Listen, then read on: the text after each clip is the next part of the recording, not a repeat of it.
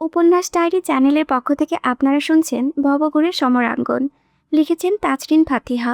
কণ্ঠে আমি তাসনোভা। পর্ব 11। 15ই মাঘ 1416 বঙ্গাব্দ। শীতের প্রায় শেষ। চারিপাশে কুয়াশার চাদরে আচ্ছাদিত। ভোরের এই সময়টায় সূর্যমামার উপস্থিতি একেবারেই নগণ্য। কনকনে ঠান্ডায় হাত পা অবসর দশা। সারি সারি পত্রবিন্দু বক্ষেও জমেছে শিশুর বিন্দু। মাটির কাঁচা রাস্তায় হেঁটে চলেছে দুজন তাগড়া যুবক। গলায় মাফলার পেঁচানো, হাতেও পায়ে মোজা, জিন্সের প্যান্টের সাথে লেদারের জ্যাকেট পরনে। একজন প্যান্টের পকেটে হাত ঢুকিয়ে অপরজনের সাথে কথা কথা শুনে হেঁটে চলেছে, অপরজনের হাত নাড়িয়ে নাড়িয়ে কিছু বলছে। একজনের চোখে মুখে উদ্বেগ, আরেকজনের একেবারেই নির্লিপ্ত। আচ্ছা 1 নাম্বার, তো লোকটাকে সন্দেহ হচ্ছে না? মারওয়ান অদূরে তাকিয়ে বলল, আপাতত হচ্ছে না, দেখি সামনে কি হয় কিনা। ইহাব মাফলার ভালো করে গলায় পেঁচিয়ে বলল, আমার যথেষ্ট সন্দেহ হয়। শালার বেটা ঢাকা থেকে আসা পর্যন্ত চলে এসেছে এখানে। হতে পারে এটা তার গ্রামের বাড়ি। মারওয়ানের নির্লিপ্ত উত্তর। ইহাব মুখ কুচকে বলল, নিকুচি করি তোর বাড়ির, শালা 1 নম্বরের ভণ্ড। হতে পারে, আবার নাও পারে। ইহাব মারওয়ানের গলার হাত এক হাতে পেঁচিয়ে তো পড়ল। চল, রফিক মামার বিখ্যাত গরম গরম মাটির ভাঁড়ে চা খেয়ে আসি। মারওয়ান ইহাবের পেটে ফিরতি কোনো দিয়ে গুঁতো মেরে বলল, লেটস গো। দুই বন্ধু এগিয়ে চলল সামনে। রফিক মামার দোকানে এসেই দেখলো ভিড় জমে লেগেছে। একটা টেবিলে দখল করে আছে হাসান, আসিম, মুহিত, পল্লব আর সাব্বির। ওরা দুজন সেদিকে এগিয়ে যেতেই উৎফুল্লে ফেটে পড়ল পুরো দোকান। বহুদিন পর কাছের বন্ধুদের দেখে মনের মধ্যে এক ধরনের উদ্দীপনা কাজ করে। তারাও ব্যতিক্রম নয়। সবাই একে একে ঝাঁপড়ে ধরল দুই বন্ধুকে। শিক্ষা জীবনে মারওয়ানের কলেজ পর্যন্ত আর ইহাবের স্কুল পর্যন্ত সহপাঠী ছিল তারা। বন্ধুদের মধ্যে কেউ চট্টগ্রাম বিশ্ববিদ্যালয়ে, কেউ রাজশাহীতে, আবার কেউ স্কলারশিপ নিয়ে বিদেশে। ইহাব মারওয়ান উভয়ই ঢাকা বিশ্ববিদ্যালয়ে ফিজিক্সে অধ্যয়নরত। সব বন্ধুদের মধ্যে তার ছিল একমাত্রই মারওয়ান, কারণ সে বাংলাদেশের প্রকৌশলী বিশ্ববিদ্যালয়ে কিংবা মেডিকেলে চান্স পেয়েও আগায়নি সেদিকে। ইহাবের সাথে ঢাকা বিশ্ববিদ্যালয়ে ফিজিক্স নিয়ে পড়ছে। চাইলে একজন ইঞ্জিনিয়ার ও ডাক্তার হিসেবে নিজেকে সুপ্রতিষ্ঠিত করতেই পারত, কিন্তু উল্টো পথে যুক্তিতে মারওয়ানের চুরি মেলা ভার। যেখানে ইঞ্জিনিয়ার ও ডাক্তার হতে দেশে লক্ষ লক্ষ শিক্ষার্থী মুখিয়ে থাকে, সেখানে মারওয়ানের মুখ ঘুরিয়ে ফেলাটা পিতা মাহবুব আলমকে ভীষণ পীড়িত করেছেন। যখন পুত্রকে এই অস্বাভাবিক কর্মকাণ্ড করতে দেখেছিলেন, তখন প্রশ্ন করেছিলেন, এত চমৎকার সুযোগ পেয়ে ঠেলে দিচ্ছ কেন? মানুষ সুযোগ পায় না, আর তুমি সুযোগ পেয়েও পা মারিয়ে দিয়ে ফেলেছ, এটা রিজন কি? মারওয়ান শান্ত স্বরে বলেছিল, দেখো বাবা, ইঞ্জিনিয়ারিং কিংবা ডাক্তারি কোনোটাই হেলাফেলার সাবজেক্ট নয়। বহু সাধনা করে একজন যোগ্য ইঞ্জিনিয়ার অথবা ডাক্তার হয়ে বেরোতে হয়। সেই ধৈর্য আমার নেই। লেখাপড়া আমার কাছে স্রেফ একটা এক্সপেরিমেন্ট। এটা করে আমার বড় বড় জায়গাতে যেতে হবে, এটার কোনো ভিত্তি নেই। জীবনটা আমার কাছে মুক্ত বিহঙ্গের মতো। যখন ইচ্ছে উড়বো, আবার যখন ইচ্ছে মতো থেমে যাও। পুত্রের এমন ছন্ন ছাড়া যুক্তি শুনে মাহবুব আলম ফের জিজ্ঞেস করেছিলেন, এই সিদ্ধান্ত কি চেয়ারম্যানের নাতির জন্য নিলে নাকি? মারওয়ান কোনো জবাব না দিয়েই বেরিয়ে গিয়েছিলেন। হয়তোবা এই চরম সত্য কথাটা বাবার চোখের দিকে তাকিয়ে বলার সাহস তার ফুরিয়েছিল। ব্যস্তত মারওয়ান ছোটবেলা থেকেই কিছুটা উদাসীন চরিত্রে। ভবিষ্যৎ নিয়ে তার চিন্তাভাবনা একেবারেই গৌণ। নিজের মর্জিমাফিক চলাফেরা করতেই স্বাচ্ছন্দ্য বোধ করে সে। তবে প্রচণ্ড জেদি মারওয়ান। 10ম শ্রেণীতে থাকাকালীন একজন শিক্ষক তার এসব হেয়ালিপনার কারণে যখন মাহবুব আলমকে ডেকে এনে ভরার টিচার্স রুমে মারওয়ানকে সহ অপমান করেছিলেন, তখন নিজের শিক্ষক সমতুল্য পিতার অপমানে তার হাতে আঘাত লেগেছিল। এটাও বুঝেছিল উদ্দেশ্য প্রণোদিতভাবে হেয় প্রতিপূর্ণ করা হয়েছে তাকে। সারা জীবন শিক্ষকতার মতো মহান পেশায় নিয়োজিত থেকেও পুত্রের কারণে কটাক্ষের শিকার হয়ে মাহবুব আলম বিছানাকামী হয়েছিলেন। সেই অপমানের জবাবস্বরূপ এইচএসসি ও এইচএসসিতে সম্পূর্ণ চট্টগ্রাম বোর্ডে নিজের অবস্থান করে উক্ত শিক্ষকের মুখে ঝামা ঘষে দিয়েছিল মারওয়ান আজাদ। চাঁদপুরের সবচেয়ে বড় এসএসসি ও এইচএসসি সম্বর্ধনা অনুষ্ঠানে সেই শিক্ষক যখন মাহবুব আলমকে ডেকে এনে খাতে যত্ন করেছিলেন, মারওয়ানের তখন পৈশাচিক আনন্দ অনুভূত হয়েছিল। স্ক্রেস্ট মেডেল ফুলের তোড়া পেয়ে সেই শিক্ষকের সামনে বাড়িয়ে দিয়ে বলেছিল, নিন ধরুন। শিক্ষক প্রশ্নবোধক চাহনিতে চেয়েছিল। মারওয়ান হেসে বলেছিল, ধরুন স্যার। আমি ধরবো কেন? মারওয়ান পাগলের মতো হেসে বলেছিল, ওমা সে কি, ধরবেন না কেন? আপনার কাছে প্রাইভেট পড়তাম না বলে সেই দিন ওই মাঝবয়সী শ্রদ্ধেয় মানুষটাকে অপমানিত হতে হয়েছিল। আপনি ধরবেন না তো কে ধরবে? আজাদ। শিক্ষকের ধর্মকের বিপরীতে মারওয়ান খুব লাগামহীনভাবে হেসেছিল। তারপর হাসি থামিয়ে বলেছিল, প্রাইভেট না বললে একজন ছাত্র আপনাদের চক্ষুশূল হয়ে যায় কেন? যারা প্রাইভেট পড়ে তাদের এক্সট্রা সুবিধা দেন, আর যারা পড়ে না তাদের প্রতি বিদ্বেষ পোষণ করেন। যেভাবে ইচ্ছে সেভাবে অপমান অপদস্থ করতেও ক্ষান্ত হন না, পিতা মাতাকে ডেকে এনেও অপমান কটাক্ষ করেন। আইনস্টাইনের বংশধর ডাকতেন না আমাকে? স্যার, আলবার্ট আইনস্টাইনকেও কিন্তু শিক্ষকরা কটাক্ষ করতেন। তিনি কি থেমে গিয়েছিলেন? স্যারকে ধীর স্বরে প্রশ্নটি করে স্টেজে উঠে পিতার হাস্যোজ্জ্বল মুখের দিকে দৃষ্টি রেখে সেদিনের কয়েক ফোঁটা অশ্রু ফেলার স্মৃতি স্মরণ করে ক্রেস্টটি উঁচিয়ে ধরে বলেছিল, এটা আমার শিক্ষক তুল্য পিতার এই স্মারক আমি তার অশ্রু দিয়ে কিনেছি। ছেলের কথায় মাহবুব আলম আবেগে অতপূর্ণ হয়ে চেয়েছিলেন ঝাপসা চোখে। অদূরে দাঁড়ানো সেই শিক্ষকের মাথা নুয়ে পড়েছিল লজ্জায়। তারপর গলার মেডেলটি উঁচিয়ে বলেছিল, এটা আমার পরিবারের। তারপর ফুলের তোড়া ইহাবের দিকে ছুঁড়ে মেরে বলেছিল, আর এটা আমার কেন্দ্রবিন্দু হাপের। মাহবুব আলম এবং ইহাবের চোখের কোণে সেদিন আনন্দ অশ্রু জলজল করেছিল। মারওয়ান আজাদ নামক অদ্ভুত তৃপ্ত ছেলেটির দুর্বলতা সেই দিন উপস্থিতি জনতা ভালোভাবে টের পেয়েছিল। সবশেষে সার্টিফিকেটে হাতে পেয়ে মারওয়ান সেদিন লজ্জিত হওয়া শিক্ষকের কাছে গিয়ে বলেছিল, মাথা নিচু করবেন না স্যার, আপনারা শিক্ষক, আমাদের জীবনে আপনাদের ভূমিকা অপরিসীম। তাদের চোখ দুটো দেখবেন না, অনেকের প্রাইভেট পড়ার সামর্থ্য থাকে না। আপনার এমন দ্বিমুখী আচরণ ছাত্র জীবনে প্রভাব ফেলে। এই সার্টিফিকেট আপনার। সেদিন অপমান না করলে এইচএসসি কিংবা এসএসসিতে কোনোটাতেই হয়তোবা আজকের অবস্থানে আসতে পারতাম না। শিক্ষক ভেজা চোখে মারওয়ানকে জড়িয়ে ধরেছিলেন। তার চোখের সামনে যে পর্দা আটকানো ছিল সেটা খুলে দেওয়াই খুশিতে বোধ হয় চোখ দুটো ভিজেছিল। ইহাব শীষ দিয়ে চিল্লিয়ে উঠে বন্ধুর খুশি উদযাপন করেছিল। ইমতিয়াজ ভুইয়া মুখ কালো করে পুরো অনুষ্ঠানে উপস্থিত ছিলেন। তার বাবা ইফতিকার ভুইয়া অর্থাৎ ইহাবের দাদা ছিলেন প্রধান অতিথি। যদিও মেডেল বাদে ইহাব ক্রেস্ট সার্টিফিকেট সবে পেয়েছিল, তবে মারওয়ানের এত প্রশংসা ইমতিয়াজ ভুইয়ার কাছে বিষতুল্য ঠেকেছিল। তার বিষতুল্যতা আরও বেড়েছিল, ইহাবের কর্মকাণ্ড যেন আগুনে ঘি ঢেলে দিয়েছিল। যখন নিজের ক্রেস্ট সার্টিফিকেট এবং ফুলের তোড়া সব মারওয়ানকে উৎসর্গ করেছিল, প্রকাশটা করলেও ছেলে মানুষিতে ভেতরে ভেতরে তিনি রাগে ক্ষোভে ফেটে পড়েছিলেন। স্কুলের শিক্ষক, ছাত্র এমনকি গ্রামের মানুষদেরও বর্তমূল ধারণা হয়ে গিয়েছিল মারওয়ান এবং ইহাব একই সুতোয় বাঁধা দুটো কাঠ। পৃথিবী ওলটপালট হয়ে যাবে, সাগরের পানি শুকিয়ে যাবে, তবে এই দুজনের বন্ধন কোনোদিনও ছিঁড়বে না। দুজনে পাগলামি শেষ ছিল না। মারওয়ান ইহাব উভয়ই ছিল বাঁধনহারা, নিজের মর্জি মাফিক চলত। গ্র্যাজুয়েট কমপ্লিট করে ক্যারিয়ারের ভাবনায় অন্যরা মুখিয়ে থাকলেও উভয় ছিল নির্লিপ্ত। ইহাবের নির্লিপ্ততা মারা যায় কারণ সে শুয়ে বসে আজন্মকাল খেতে পারবে, কিন্তু মারওয়ানের উদাসীনতা মনোভাবিক কোনো কারণ পিতা মাহবুব আলম পাননি। ছেলের সব কিছুতেই হেয়ালি পড়া তাকে বিরক্তি ও বেদনায় উচ্চসীমায় পৌঁছে দিয়েছিল।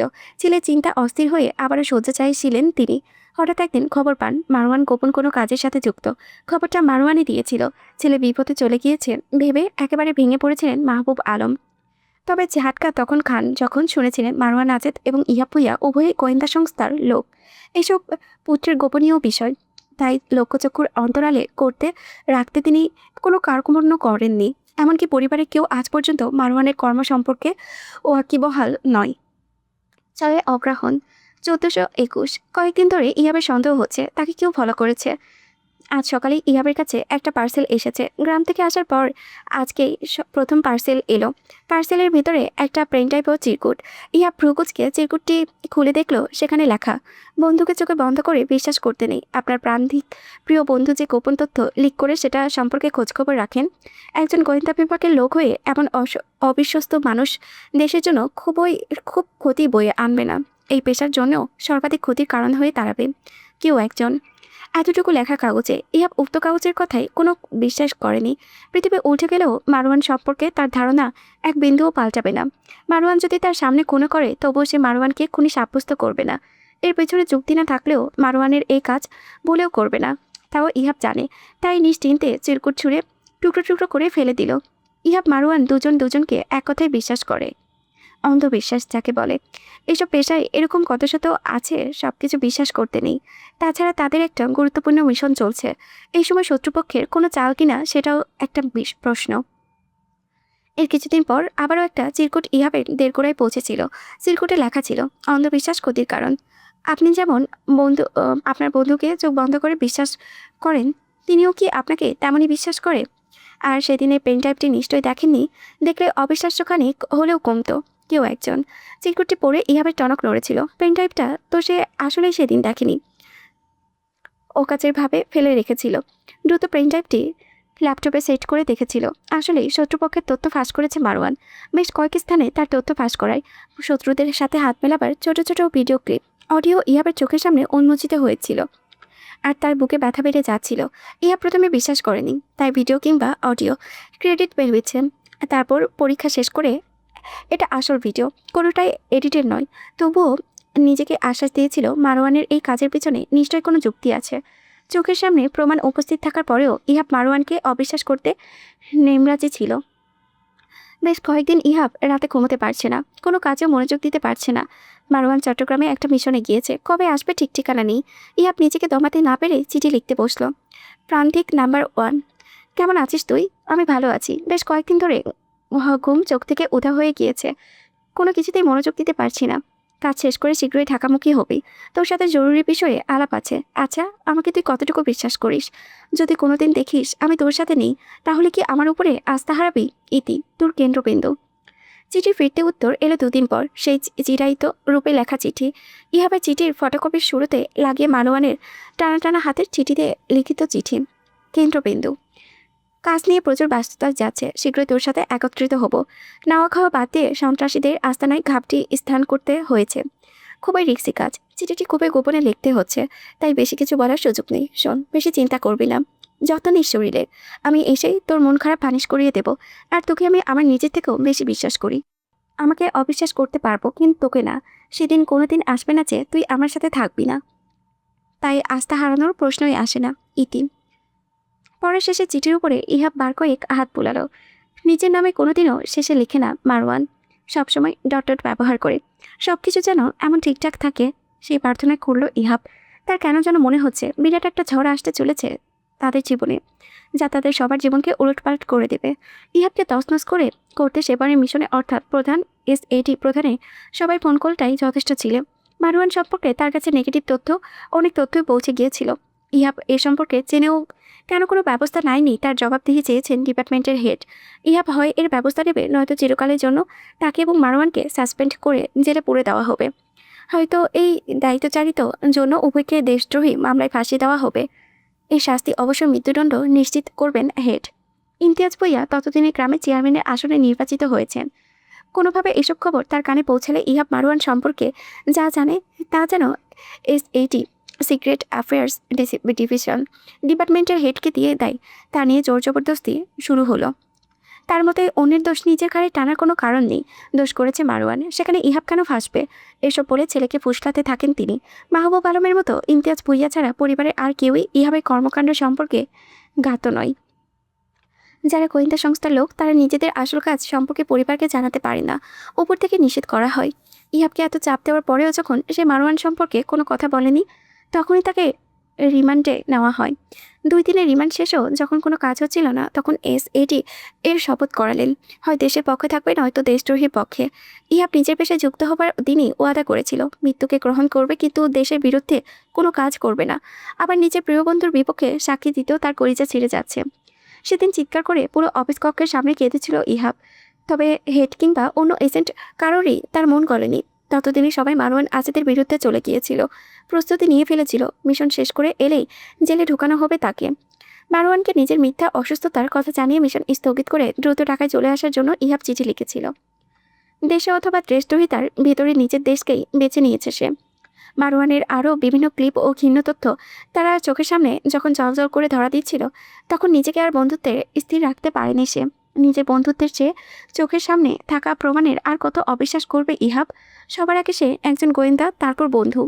সে এই শপথ করেই তো সে গোয়েন্দাগিরিতে নিযুক্ত হয়েছিল। মারওয়ান যেদিন ঢাকায় এসে পৌঁছালো, ততদিনে আবেগ অনুভূতি সব কবর দিয়ে পাথরে পরিণত হয়ে গিয়েছিল ইহাব। মারওয়ান ইহাবকে দেখে জড়িয়ে ধরেছিল। ইহাব কোনো আগ্রহ দেখায়নি। মারওয়ান তা দেখে বলল, শরীর মন বেশি খারাপ নাকি? চিন্তা নেই, আমি এসে পড়েছি না, বলে আবারও বন্ধুকে জড়িয়ে চেপে ধরল জোর করে। মারওয়ান যদি জানতো যাকে জড়িয়ে ধরেছে সে শুধু বন্ধুর খোলস, কিন্তু ভেতরে একজন গোয়েন্দা, তাহলে বোধহয় জড়িয়েও ধরতো না।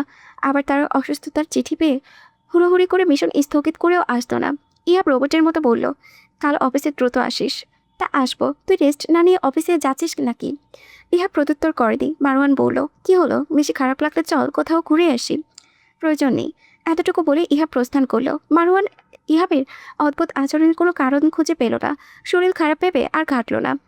তাজে কার্তিক 1422 বঙ্গাব্দ। পরদিন অফিসে পা রেখেই মারওয়ানের সবকিছু কেমন অদ্ভুত লাগছিল।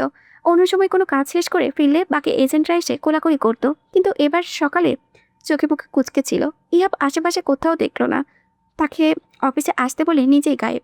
হেড তার সামনে এসে দাঁড়াতেই মারওয়ান সালাম দিল। তিনি কোনো উত্তর না দিয়ে বললেন, গোয়েন্দা তথ্য ফাঁস করার অপরাধে তোমাকে সাসপেন্ড করা হলো, সেই সাথে পুলিশের হাতে হস্তান্তর করা হবে। মারওয়ান আকাশ থেকে পড়েছে এমন ভঙ্গিমায় হেডের দিকে চাইল, অবাক গলায় বলল, এসব কি বলছেন স্যার? হেড রাগান্বিত গলায় বললেন, যা শুনলে তাই বলেছি। আপনার সম্ভবত কোথাও ভুল হচ্ছে। আমার কোথাও ভুল হচ্ছে না। মারওয়ান পুরো অফিস রুমের সবার দিকে চাইল, প্রত্যেকের চোখে ঘৃণা, সকলে সোজা হয়ে দাঁড়িয়ে তার দিকে কটাক্ষের দৃষ্টিতে চেয়ে আছে। এতদিনে তারাই তাকে স্যার স্যার বলে মুখে ফেনা তুলে ফেলত, অথচ আজ তাদের সবার মুখে ঘৃণা ও তিক্ততায় কুঁচকে আছে। হেড মাল্টিমিডিয়ার প্রজেক্টরে মারওয়ানের এ যাবৎকালের সকল কুকুরটি দেখালেন। মারওয়ান অবিশ্বাস্য নজরে সেদিকে চেয়ে রইল, নিজের চোখের সামনে নিজেকে যেন অবিশ্বাস হচ্ছে। এ কিভাবে সম্ভব? মারওয়ান তো এমন কিছু কোনোদিন করেনি। তাহলে এই ভিডিও করা কারা করেছে? সে চিল্লিয়ে বলল, এগুলো এডিট স্যার, এটা আমি নন। এজেন্ট তাহমিদ বলল, এডিট করে এত রিয়েল ভিডিও বানানো সম্ভব? হেড তাচ্ছিল্য হেসে বললেন, এডিট নাকি রিয়েল সবই পরীক্ষা করা হয়েছে, কোনোটাই এডিট নয়। তোমার কাছে এ ধরনের জালিয়াতি বিশ্বাসঘাতকতা আমি আশা করিনি। মারওয়ান চিৎকার করে বলল, মিথ্যা! বিশ্বাস করুন স্যার, সব মিথ্যা ভুয়া। এজেন্ট তাহমিদ আবারও বলল, চোখের সামনে দেখছি আপনি, অথচ এখন বলছেন এগুলো ভুয়া মিথ্যা। মিথ্যা ধরা পড়ে যাওয়াটাই মাথায় অ্যালোয়ে গিয়েছে নাকি মিস্টার? সকল এজেন্ট এসে এজেন্ট তাহমিদকে সমর্থন করলো। মারওয়ান লজ্জায় অপমানে মাথা নিচু করে ফেলল। ইহাব অফিস রুমে এসে দেখল মারওয়ান মাথা নিচু করে আছে। হেড তাকে দেখা মাত্রই বললেন, আসো। ইহাবকে দেখে মারওয়ানের বুকে আশার আলো জ্বলল। এগিয়ে এসে বলল, হাব দেখ, সবাই কিসব বলছে। তুই তো জানিস আমি কেমন। সবাইকে বল প্লিজ, আমি কোনোদিন বিশ্বাসঘাতকতা করতে পারি? তুই বল। হেড ইহাবকে উদ্দেশ্য করে বলল, কিভাবে কি পেয়েছ সব খুলে বলো। ইহাব মারওয়ানের দিকে এক পলক চেয়ে বিগত কয়েক মাসে সবকিছু খুলে বলল। মারওয়ানের চারিপাশে যেন বস্ত্রমেঘ হলো, কেমন ঘোলাটে সবকিছু লাগছে। ইহাব, যাকে সে প্রাণের চেয়েও বেশি ভালোবাসে, বিশ্বাস করে তার বিরুদ্ধে বলছে, এও সম্ভব? এসব কি কিছু মিথ্যে? হাব এসব বলতেই পারে না। সে নিশ্চয়ই ভুলভাল দেখছে। অফিস রুমের প্রত্যেকটি এজেন্ট তাকে ধিক্কার জানালো, অপমান অপদস্থ করে সেদিন তাকে সাসপেন্ড করে দেওয়া হলো। এত চাপ সহ্য করতে না পেরে মারওয়ান মারাত্মক জ্বর নিয়ে গ্রামে চলে এলো। কারোর সঙ্গে কোনো আলাপ না করে একেবারে বাকরুদ্ধ হয়ে শয্যাশায়ী হয়ে পড়ল। মাহবুব আলম ছেলের শরীরের কন্ডিশনে এত খারাপ থেকে ডক্টর দেখালেন। ডাক্তার দেখে জ্বর ও মানসিক চাপের ওষুধ দিলেও 3 দিন পর কিছুটা সুস্থ হলে মাহবুব আলম কিছু হয়েছে কিনা জিজ্ঞেস করলেন। মারওয়ান ইশারায় জানালো কিছু হয়নি। 2 দিন পর খবর এলো চেয়ারম্যান বাড়িতে ডাক পড়েছে। মারওয়ান যেতে রাজি হলো না। মাহবুব আলম ভাবলেন জরুরি তলব করেছে, একেবারে শুনে আসা দরকার। তাই অসুস্থ ছেলেকে কোনো রকমে বুঝিয়ে নিয়ে এলেন চেয়ারম্যান বাড়ি। চেয়ারম্যান বাড়ির সামনে এসে দেখলেন পুলিশের জিপ গাড়ি দাঁড় করানো। গ্রামের গণ্যমান্য অনেকে উপস্থিত সেখানে। মারওয়ান ও মাহবুব আলমকে দেখে ইমতিয়াজ ভুইয়া বললেন, এত নিকৃষ্ট একটা কাজ করতে তোমার বিবেকে বাঁধল না মারওয়ান? তোমাকে এত যথেষ্ট ভালো ছেলে জানতাম, ছি, এই জঘন্য কাজটা করতে তোমার বাঁধেনি। মাহবুব আলম বললেন, এসব কি বলছেন আপনি চেয়ারম্যান সাহেব? ইমতিয়াজ ভুইয়া মুখ ঘুরিয়ে বললেন, আপনার ছেলেকে জিজ্ঞেস করুন কি বলছি। মাহবুব আলম মারওয়ানের দিকে জিজ্ঞাসা দৃষ্টিতে চাইল। মারওয়ান প্রত্যুত্তর না করে মাথা নিচু করে দাঁড়ালো। মারওয়ানকে কোনো কথা বলতে না দেখে ইমতিয়াজ ভুইয়া উঠে এসে কানে কানে সব ঘটনা খুলে বললেন। মাহবুব আলম বিশ্বাস করলেন না। তারপর ইমতিয়াজ ভুইয়া ভিডিও কলে না চাইতেও বিশ্বাস করতে বাধ্য হলেন। চোখের সামনে ছেলের অধপতন কোনো বাবাই সহ্য করতে পারেন না। ইমতিয়াজ ভুইয়া চেয়ারে বসে গ্রামের সকলের দিকে চেয়ে বললেন, অফিসার টাকা চুরি করার দায়ে মারওয়ানকে পুলিশে গ্রেপ্তার করতে এসেছে। ইমতিয়াজ ভুইয়া পুরো গ্রামের সামনে আসল কথাই বলতে চেয়েছিলেন, তবে ইহাবের অনুরোধে মিথ্যা বানোয়াট কথা বলতে হলো। গোয়েন্দাগিরি সিক্রেট জিনিস, এই পেশা সম্পর্কে সবাইকে জানানো যায় না, তাতে নিষেধ করা থাকে। ইমতিয়াজ ভুইয়ার কথায় উপস্থিত জনতাই ছিঁচি রোপ পড়ে গেল। অনেকে বিশ্বাস করতে চায়নি মারওয়ান সম্পর্কে যথেষ্ট সুধারণা আছে। ইমতিয়াজ ভুইয়া হিংসা থেকে এসব বলছেন, তাও অনেকে কানাঘুষা করলো। এইসব শুনে তিনি ক্ষোভে ফুঁসতে লাগলেন। নিজেকে সঠিক প্রমাণ করতে ইমতিয়াজ ভুইয়া নিজের ছেলেকে ডেকে এনে বললেন, এসব সত্যি কিনা বলো ইহাব। ইহাব মাথা নাড়িয়ে সম্মতি জানালো। যারা বিশ্বাস করেনি তারাও বিশ্বাস করতে বাধ্য হলো, কারণ মারওয়ানের জানাজিকার দোস্ত আর মিথ্যা বলবে না। মারওয়ান হাসলো কেবল। গ্রামের একজন গণ্যমান্য বৃদ্ধ লোক বললেন, আজ পর্যন্ত যা হয়নি তা এই ছোকরার জন্য হলো। গ্রামের পুলিশ এসেছে, কোনোদিন কেউ শুনেছে? সকলে নানা করে উঠল। তিনি আবারও বললেন, তোমারে তো ভালো ভাবছিলাম মাহবুবের পোলা, কি সাংঘাতিক কাণ্ড, টাকা চুরি, ছেলেরে নিয়ে এই আদর্শবান বানাইছো মাহবুব। শেষের প্রশ্নটি মাহবুব আলমের দিকে দৃষ্টিপাত করে বললেন বৃদ্ধ ব্যক্তিটি। মাহবুব মারওয়ানকে ছেড়ে কঠোর দৃষ্টিতে চেয়ে ভরা চেয়ারম্যান বাড়ির সামনে ঠাস ঠাস করে কয়েকটা চর লাগালেন। মারওয়ান শক্ত হয়ে দাঁড়িয়ে থেকে চর খেল। তার চোখ দুটো রক্ত জমে লালাপ হয়ে আছে। ইমতিয়াজ ভুইয়া বললেন, আল্লাহ কত মেধাবী দিয়েছে, অথচ কাজে কামে ঢেড়স। পুরো মাথাটা কাটা গেল এই পোলার জন্য। মারওয়ান নিজের রক্তাক্ত চোখ দুটো মেলে ইমতিয়াজ ভুইয়ার দিকে চাইল। ইমতিয়াজ ভুইয়া বলল, কত বড় বেয়াদব! আবার আমার দিকে চোখ রাঙিয়ে তাকাই। চাপকে পেটে ছাল তুলে ফেলবো বেয়াদব কোথাকার! সন্ত্রাসী গুন্ডার মতো আচরণ নিয়ে জানে কে। শেষ কথাটা পুলিশের উদ্দেশ্যে ছুড়ে বললেন তিনি। পুলিশরা গ্রাম ভর্তি লোকের সামনে টেনে হিস্ট্রি মারওয়ানকে নিয়ে গেল। একরাম মানুষের সামনে অপমানিত হয়ে এবং ছেলের নিন্দা ও ধিক্কার শুনে মাহবুব আলম স্ট্রোক করলেন। দুদিন পর ইহাব জেলে মারওয়ানকে দেখতে গেলে মারওয়ান একেবারের জন্য তার দিকে তাকালো না। দেওয়ালে হেলান দিয়ে এক হাঁটুর উপরে হাত রেখে দৃষ্টি উপরে রেখে বলক্ষীণ চেয়েছিল। ইহাব ওপাশ থেকে বারবার ডাকলেও সেই ডাকে আর সারা তাইনি মারওয়ান আজাদ। শুধু একবার ঘাড় কাত করে হো হো করে হেসে বলল, বন্ধুত্ব নাকি ছলো না। সেই যে কথা পড়ল। এরপর ইহাব নামক যে অধ্যায় ছিল তা একেবারে দাফন করে ফেলেছিল মারওয়ান। পারলে মারওয়ান আজাব নামটি কবরবোধই সেদিন নিজ দিত। ইহাব নিজেও মুখ ফিরিয়ে নিয়েছিল। মারওয়ানের দোষ থাকা সত্ত্বেও ইহাবকে দোষী করাটা তার মোটেও পছন্দ হয়নি। মারওয়ানের 10 বছরের জেল হয়েছিল, তবে উড়ো খবর শুনেছিল ইহাবের কারণে। সেই জেলের সময়সীমা 3 মাস নির্ধারিত হয়। 3 মাস পর জেল থেকে বেরিয়ে এসেছিল নির্লিপ্ত উদাসীন ভব করে ছন্নছাড়া মারওয়ান আজাদ। আগের কোনো বৈশিষ্ট্য তার মধ্যে আর বিদ্যমান ছিল না। সবকিছু ঝেড়ে মুছে পরিষ্কার করে তবে জেল থেকে বেরিয়েছে সে। ঢাকা শহরের জ্যাম চরম অসহ্যকর একটা মুহূর্ত। ঘন্টার পর ঘন্টা একই জায়গায় গাড়িগুলো একটার পর একটা সারিবদ্ধ কিংবা পাশাপাশি যেভাবে মিশে থাকে, তাতে যে কোনো সুস্থ মানুষের স্বাস্থ্য ঝুঁকিতে পড়বে। গরমের তীব্রতায় ঘেমে নিয়ে একাকার মারওয়ান। কপাল পেয়ে ততর করে ঘাম ঝরছে। এই মুহূর্তে তার অবস্থান সিএনজিতে। জামে আটকে বসে আছে তারা। মেজাজের পারদ উচ্চসীমায় পৌঁছিয়েছে তার। মাথাটা ঠান্ডা করতে একটা সিগারেট ধরালো সে। সিএনজি চালক একটু পরপর সামনের গ্লাসে দৃষ্টি দিচ্ছে, জিপ বের করে চাটছে। আর নাই নিশাত বারবার ব্যাপারটা মারওয়ান সিগারেটে লম্বা টান দিতে দিতে বেশ ভালোভাবে অবলোকন করছে।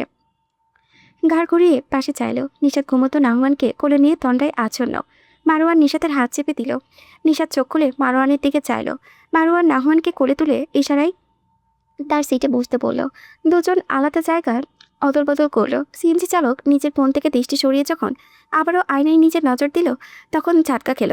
আয়নায় মারওয়ানকে মুখে সিগারেট ধরা অবস্থায় তার দিকে কৌতূহলপূর্ণ দৃষ্টিতে তাকিয়ে থাকতে থেকে থতমত খেয়ে নিজের ফোনে নজর দিতেই পেছন থেকে মারওয়ান বলল, ভাই কি বিবাহিত? সিএনজি চালক মাথা নাড়িয়ে সম্মতি জানালো। মারওয়ান এবার আয়েশ করে বসে বলল, ও আচ্ছা, এই যে গাড়িগুলো এক জায়গায় স্থির করে আছে এবং এর পশ্চাৎদেশ হতে যে কালো ধোঁয়া বেরোচ্ছে, এগুলো থেকে কোন কোন গ্যাস নির্গত হচ্ছে জানেন? প্রশ্নটাই সিএনজি চালক কিছুটা চিন্তিত হলো। নিশাত মারওয়ানের এমন উটপট আলাপে বিরক্ত হলো। হঠাৎ করে ওই লোকের কি হলো? আজ কবি প্রশ্ন করছে, তাও আবার ড্রাইভারকে। অন্যান্য দিন তো মুখ দিয়ে কথাই বের হয় না, আজকে আলকা কথা কেন বের হচ্ছে কে জানে। হাসপাতাল থেকে এসে কি মাথা আউলিয়ে গিয়েছে? সিএনজি চালক আমতামতা করে বলল, ভাই শুনছি বিভিন্ন গাছ বাহির হয়, তো কি গাছ এটা কইতে পারুম না। মারওয়ান মাথা নাড়িয়ে বলল, কোনো ব্যাপার না, আমি বলে দিচ্ছি। কার্বন ডাই অক্সাইড, কার্বন মনো oxide, nitrogen oxide, sulphur die oxide, hydrocarbon, particular matter ইত্যাদি ইত্যাদি বিষাক্ত গ্যাস ধোঁয়ার সাথে বের হয়। সিএনজি চালক মাথা নাড়িয়ে বলল, ভাই আমি মূর্খ মানুষ, এতগুলো গ্যাসের নাম যাই না আমার কাজ কি? হলো তো কঠিন কঠিন ব্যাপক নাম। অবশ্যই দরকার আছে। মনে করুন ঠাস করে মরে গেলেন, সবাই জিজ্ঞেস করবে, আহা বেচারা কেমনে মরলো, কত ভালো মানুষ ছিল, আচমকা মরে যাওয়ার কারণ কি?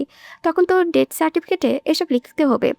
সিএনজি চালক ভয় পেয়ে গেল। তার চেহারায় স্পষ্ট বুঝে উঠল, ভাই সাহেব এলা কেমন কথা? এসবই সত্য কথা। এখন আমার কি ইচ্ছে হচ্ছে জানেন? কি ইচ্ছে করছে? এখন আমার ইচ্ছে করছে গাড়ির পেছন দিয়ে যে বিষাক্ত কালো বাষ্প বেরিয়ে আসছে, সেই সাইলেন্সার পাইপে মুখে আপনার মুখকে কস্টেপ দিয়ে আটকে সোজা আজরাইলের কাছে ছেড়ে আসি। মারওয়ানের এতক্ষণ রসাত্মক কণ্ঠে কথা বললেও এবার তার কণ্ঠ বেশ উঁচু এবং চওড়া মনে হলো। সিএনজি চালক আতঙ্কে উঠে বললেন, এসব কেমন কথা ভাই সাহেব? একটা মানুষের মৃত্যু চাহন কিন্তু ইসলামে জায়েজ নয়। ওরে বাপরে, এদিকে মাওলানা সুফি দরবেশে ওরফে পীর হাজির। নজর এদিক সেদিকে দেওয়ার সময় ইসলাম কই থাকে? এসব থাপড়া মারার ঘুরতে ঘুরতে সোজা করে চলে যাবি। বাসায় বউ রেখে অন্য নারীর দিকে তাকিয়ে আবার হাদিস শোনাই, মানে না ধর্মের কিছু, অথচ নিজের দরবারে ধর্ম এনে নিজেকে জাস্টিফাইড করার চেষ্টা করে, শালা হারামি। মারওয়ানের কঠিন দৃষ্টি এবং রুদ্ধ ব্যবহারের কারণে মুহূর্তে উদ্ঘাটন করতে পারল চালকটি। প্রথমে মিনমিন করলেও পরে গলা বড় করে বলল, আপনারা নাইমা যান, আপনাকে নিয়ে আমি যাইতে পারুম না। মারওয়ান নিজের বুক পকেট থেকে কলম বের করে লোকটার পেছনে গুঁতো দিয়ে বলল, তুই যাবি, তোর ঘাড়ও যাবে, সোজা যেখানে বলেছি সেখানে যাবি, নয়তো গুলি করে একদম পিঠ ঠাচড়া করে দেব। সিএনজি চালক মৃদু গলায় বলল, মূর্খ হইবার পারি, তাই বলত নয়। আমি দেখছি এটা কলম, আমারে ভয় দেখাইলে হইব না। কি বলছে এটা কলম? এটা ডিজিটাল গুলি, দেব ঠুকিয়ে নাকি? আচ্ছা এটা সরান, আমি যাইতাছি। আর তুই তো করে কইলেন না, যাইবার দেখা কি আমি মানুষ না? মারওয়ান পকেটে কলম ঢোকাতে ঢোকাতে বলল, তুই বেটা আসলেই অমানুষ। সময় থাকতে নজর ঠিক কর, নয়তো তোর ভবিষ্যতে মায়ের খাওয়ার মরণ ছাড়া আর গতি নাই। সিএনজি চালক আর কথা না বলে জাম ছুটতেই গাড়ি হাঁকিয়ে গন্তব্য ছুটল। মনে মনে বেশ ভীত হয়েছে সে। নিশাত এতক্ষণ পর কাহিনী বুঝল। আজ আর কোনো প্রতিবাদ করল না, ঠান্ডা চোখে মারওয়ানের পানে চেয়ে রইল। অতীত শেষ হতেই কোনো পাল্টা উত্তর না দিয়ে ছেলেকে নিয়ে সোজা হাসপাতাল থেকে বেরিয়ে এসেছে লোকটা। নিশাতের চোখে এক ধরনের মায়া। কোলে ঘুমন্ত নাহওয়ান ছেলেকে জড়িয়ে রেখে নিজের ছন্ন ছাড়া স্বামীর দিকে চেয়ে আছে এক দৃষ্টে। এই লোকটা জীবনে কত কঠিন সময় পার করে এসেছে। তখন তার জীবনে নিশাতের কোনো অস্তিত্বই ছিল না। পাশে বসা পুরুষটির পেশা কতটা ঝুঁকিপূর্ণ এবং উচ্চ পর্যায়ে ছিল। ততদিন নিশাত জানতে একটা আটকোড়া ছন্ন ছাড়া নিরাসক্ত পুরুষের সংসার করে সে। অথচ অথচ নিশাত আর ভাবতেই পারছে না। মারওয়ানের এদিকে সেদিকে একদম জ্ঞান নেই। সে বাহিরে তাকিয়ে একমনে বিড়ি টেনেই যাচ্ছে। সিগারেট শেষ করে যখন দেখলো গাড়ি আবার জ্যামে পড়েছে, তখন মুখ থেকে আপনা আপনি বেরিয়ে গেল বালের জ্যাম। মনে হচ্ছে শরীরের লাভা ফুটছে মারওয়ানের। এহেন কথায় নিশাত চোখ কুঁচকে মারওয়ানের দিকে চাইল। এতক্ষণে লোকটার জন্য কষ্ট এবং দুঃখ পেলেও হুট করে সব যেন কর্পূরের মতো উড়ে গেল। এই কাণ্ড, এই আটকা পরিবেশে সিগারেট খেয়ে মুখ খারাপ করেছে কোন আক্কেলে বেআক্কেল লোকটা। সে চুপচাপ বসে রইল। ঘণ্টাখানেক পর গন্তব্যে চড়তেই মারওয়ান আগে আগে সিএনজি থেকে নেমে গেল। তারপর নিশাতের কোল থেকে নাওহানকে নিতেই নিশাত বোরখা সামলে বাইরে পা রাখা মাত্রই মারওয়ান ছেলেকে নিশাতের কোলে দিল। মারওয়ান বাড়া বের করতে করতে বলল, এই তোর নাম কি রে? যে নাসির। নাম শুনে মুহূর্তের মধ্যে মারওয়ানের চোখ চিলিক দিয়ে উঠল। সে অদূরে দাঁড়ানো নিশাতের দিকে চাইল, সিএনজিতে ভর দিয়ে বলল, নাসিরের বাচ্চা, তুই তোর মেয়েকে টাঙ্কি মারছিলি? চালকটি হতভম্ব হয়ে গেল। কথায় আগামাথা কিছু না বুঝে বলল, ভাই সাহেব, আমার তো কোনো মাইয়া নাই। মারওয়ান হাত নাড়ে বলল, ওই যে দূরে দাঁড়ানো নারীটিকে জানিস? চালক হালকা ঢোকিলে বলল, যে আপনার বোন। কি? কোন দিক দিয়ে তোর আমার বোন মনে হলো? মারওয়ানের কণ্ঠ শক্ত। চালকটি নিশাতের দিকে একবার যে মারওয়ানের দিকে নজর ঘুরিয়ে বলল, দেখতে ছোটোখাটো, তাই ভাবলাম বয়স বেশি হইব না। আপনার তো তার চাইতো বেশি লম্বা আর বয়সের মতো লাগে, তাই হইল আর কি। মারওয়ান দাঁত কিরমির করে বলল, থোবরা মেরে চাপা ঘুরিয়ে দেবো হারামি। মস্করা করিস আমার সাথে ফাজিল? 1 টাকাও পাবি না, বাক এখান থেকে। সিএনজি চালক তার কপাটি বের করে বলল, যে ভাই সাহেব, একটু মজা করছিলাম। এইটা আপনার বউ, আমি বুঝলাম। আপনারা একটু রাগাইতে চাইছিলাম আর কি। খুব ভালো করছিস, আমি রেগেছি, এবার তোর ভাড়া বাতিল। ভাই সাহেব, এমন করেন কে? আপনি আমারে কত কথা শোনাইতেছেন, আমি কিছু কইছি? একটু মজা তো করছি। হিল্লেকা এই গরিবের পেটে লাত্তি মারুন কি ঠিক হইব? আপনিই কন। তুই খুব ভালো অভিনয় পারস, বুঝলি নান্টুস। চালকটি নাজুক হেসে বলল, সবই আপনার দোয়া ভাই সাহেব। মারওয়ান চোখ রাঙিয়ে বলল, চুপ কর, তোরে দোয়া দিলাম কবে? দেখি তো, আজকে হলো প্রথম। শোন, টাকা দিতে পারি, তবে একটা শর্ত। কি শর্ত ভাই সাহেব? যাকে টাঙ্কি মারতে চেয়েছিলি তার পায়ের সামনে হাত জোর করে বসে বলবি, মা আমাকে মাফ করে দিন। এখন থেকে মৃত্যু পর্যন্ত নিজের নজরটি হেফাজত করব। আসলে নাসির নামের সবার চরিত্র একটু আধটু দোষ থাকে। আমি নাসির, আপনি আমার মা। আমি পারুম না, তাইলে আমি টাকাও দিতে পারবো না, বলে মারওয়ান সামনে হাঁটে ধরল। সিএনজি চালক নিজের 500 টাকা চলে যেতে দেখে হুড়মুড় করে নেমে একপাশে দৃষ্টি বুলিয়ে নিশাতের পায়ের সামনে বসে হাত জোর করে মারওয়ানের শেখানো কথাগুলো বলল।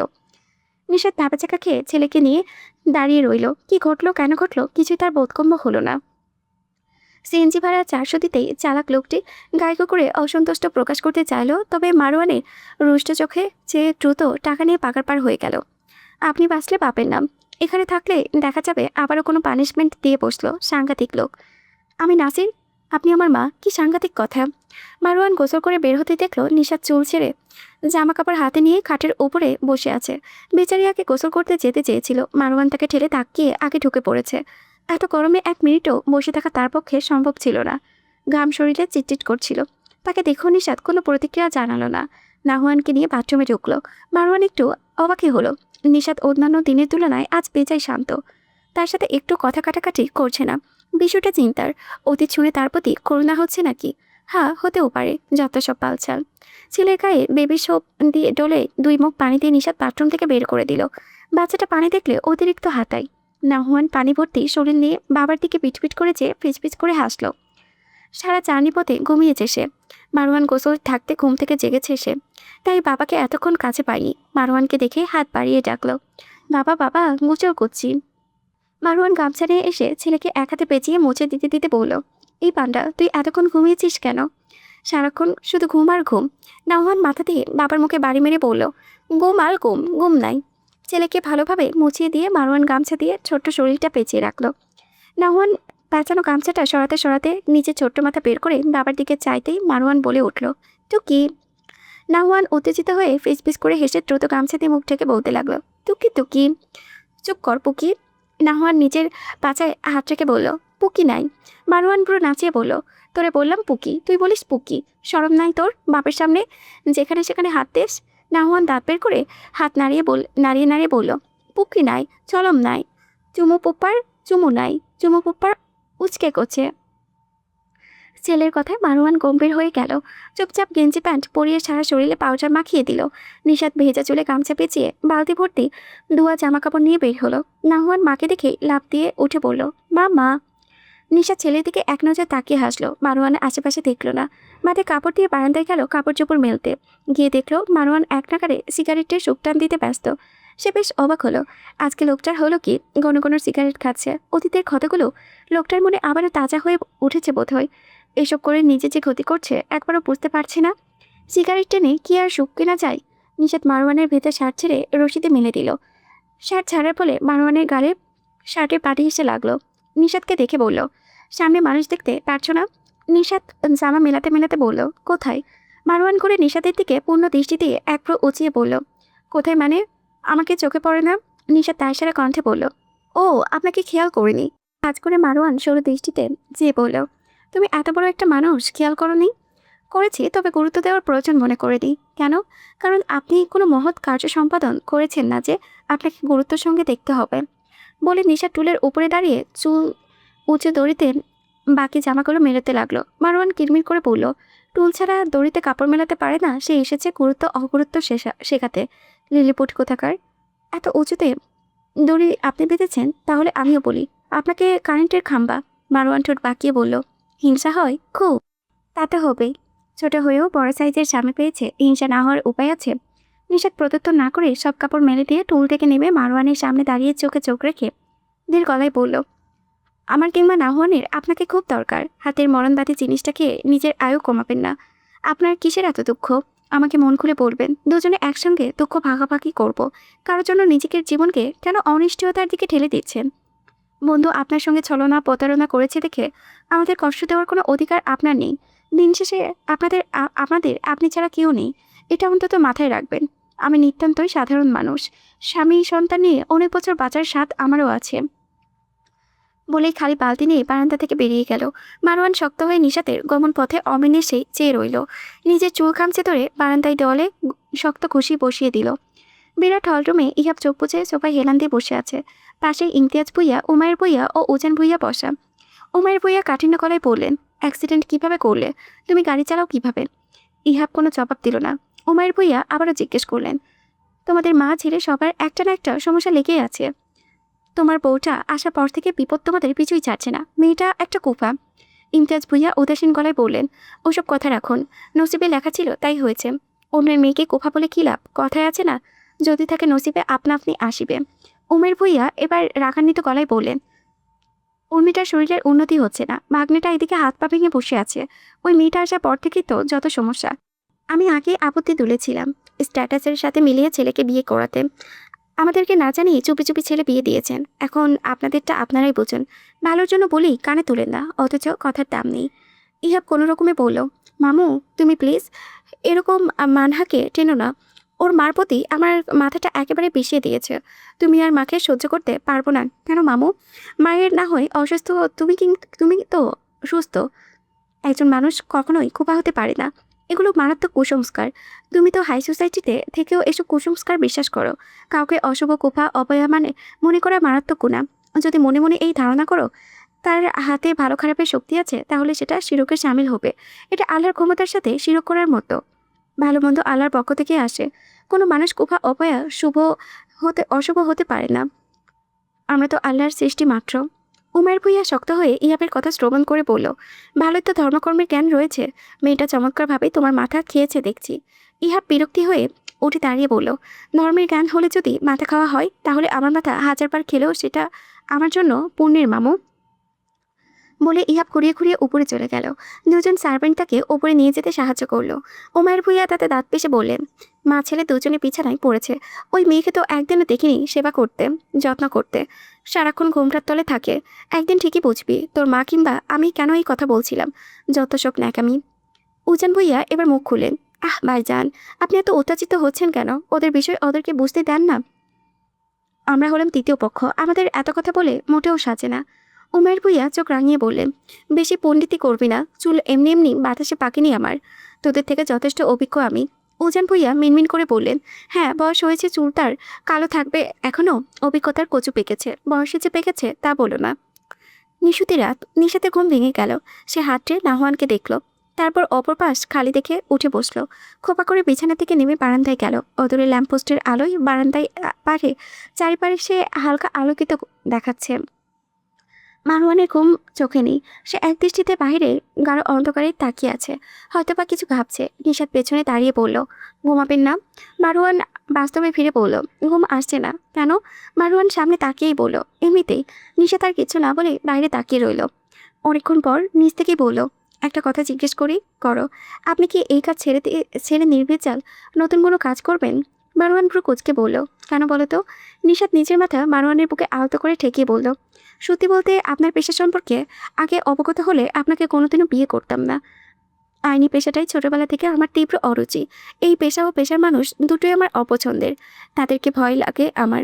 এদের জীবনে অনেক ঝুঁকিপূর্ণ। এরা দেশকে প্রায়োরিটি দিতে গিয়ে বউ বাচ্চার কথা ভুলে যায়।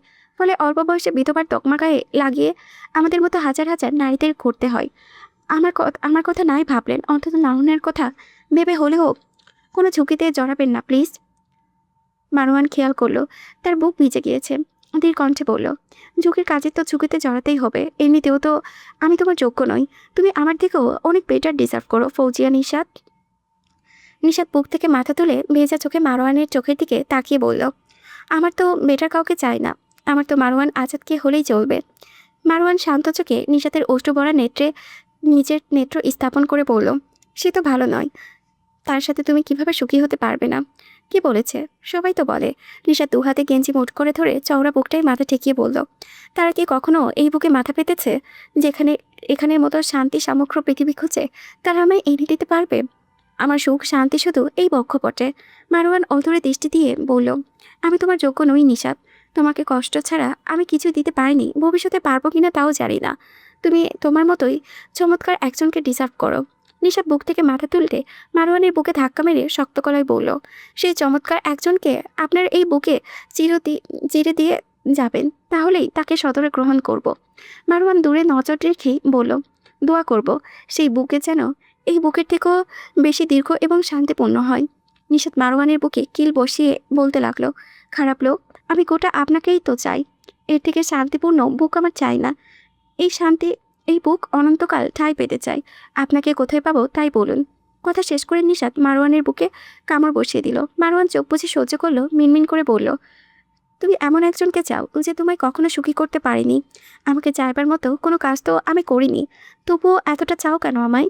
আমাকে চাইবার তো কথা ছিল না ফৌজিয়া নিশাত।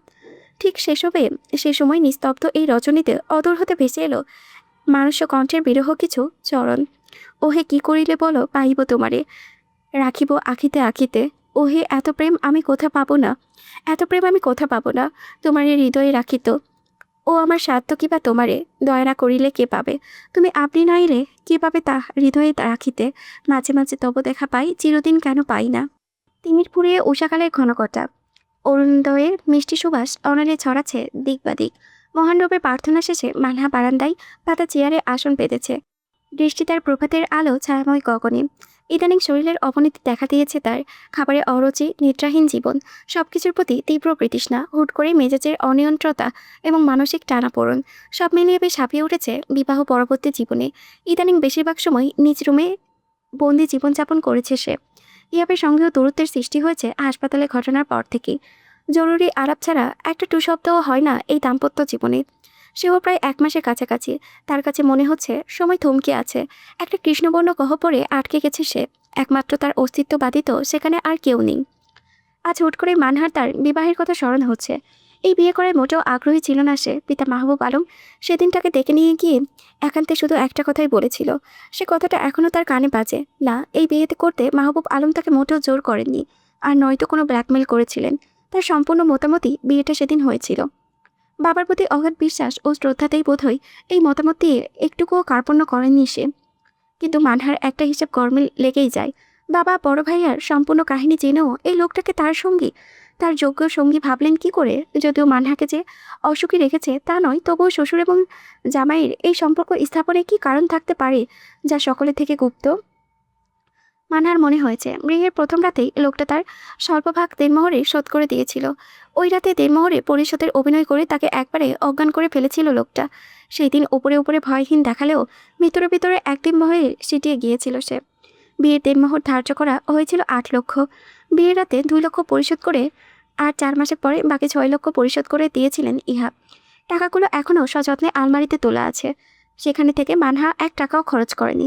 মূলত খরচ করার প্রয়োজন পড়েনি। তার ভার্সিটির সমস্ত খরচ ইহাবই দেয়। তার টাকা খরচ করার মতো কোনো প্রয়োজন এখনও পড়েনি। বিয়ের পরপর উর্মি ভূঁইয়ার মতো শাশুড়িকে পেয়ে মানহা খুব মহা খুশি ছিল। সব কিছুতেই মায়ের মতো আগলে রাখতেন, অথচ সেই তারই ভয়ঙ্কর রূপের সাথে পরিচিত হয়ে সে সবচেয়ে বড় ধাক্কাটা খেয়েছিল। উর্মি ভূঁইয়ার এমন সীমাহীন পরিবর্তন তার মস্তিষ্ক এখন ধারণা করতে সক্ষম হয়নি। মানহার ভাবনা চিন্তার অন্ত ঘটল চেয়ার টানার শব্দে। বুঝল তার পাশে চেয়ার এগিয়ে কেউ বসেছে। মানহা সেদিকে চাইল না। দৃষ্টি নিবদ্ধ তার অদূরে বৃক্ষরাজির কুঞ্জে।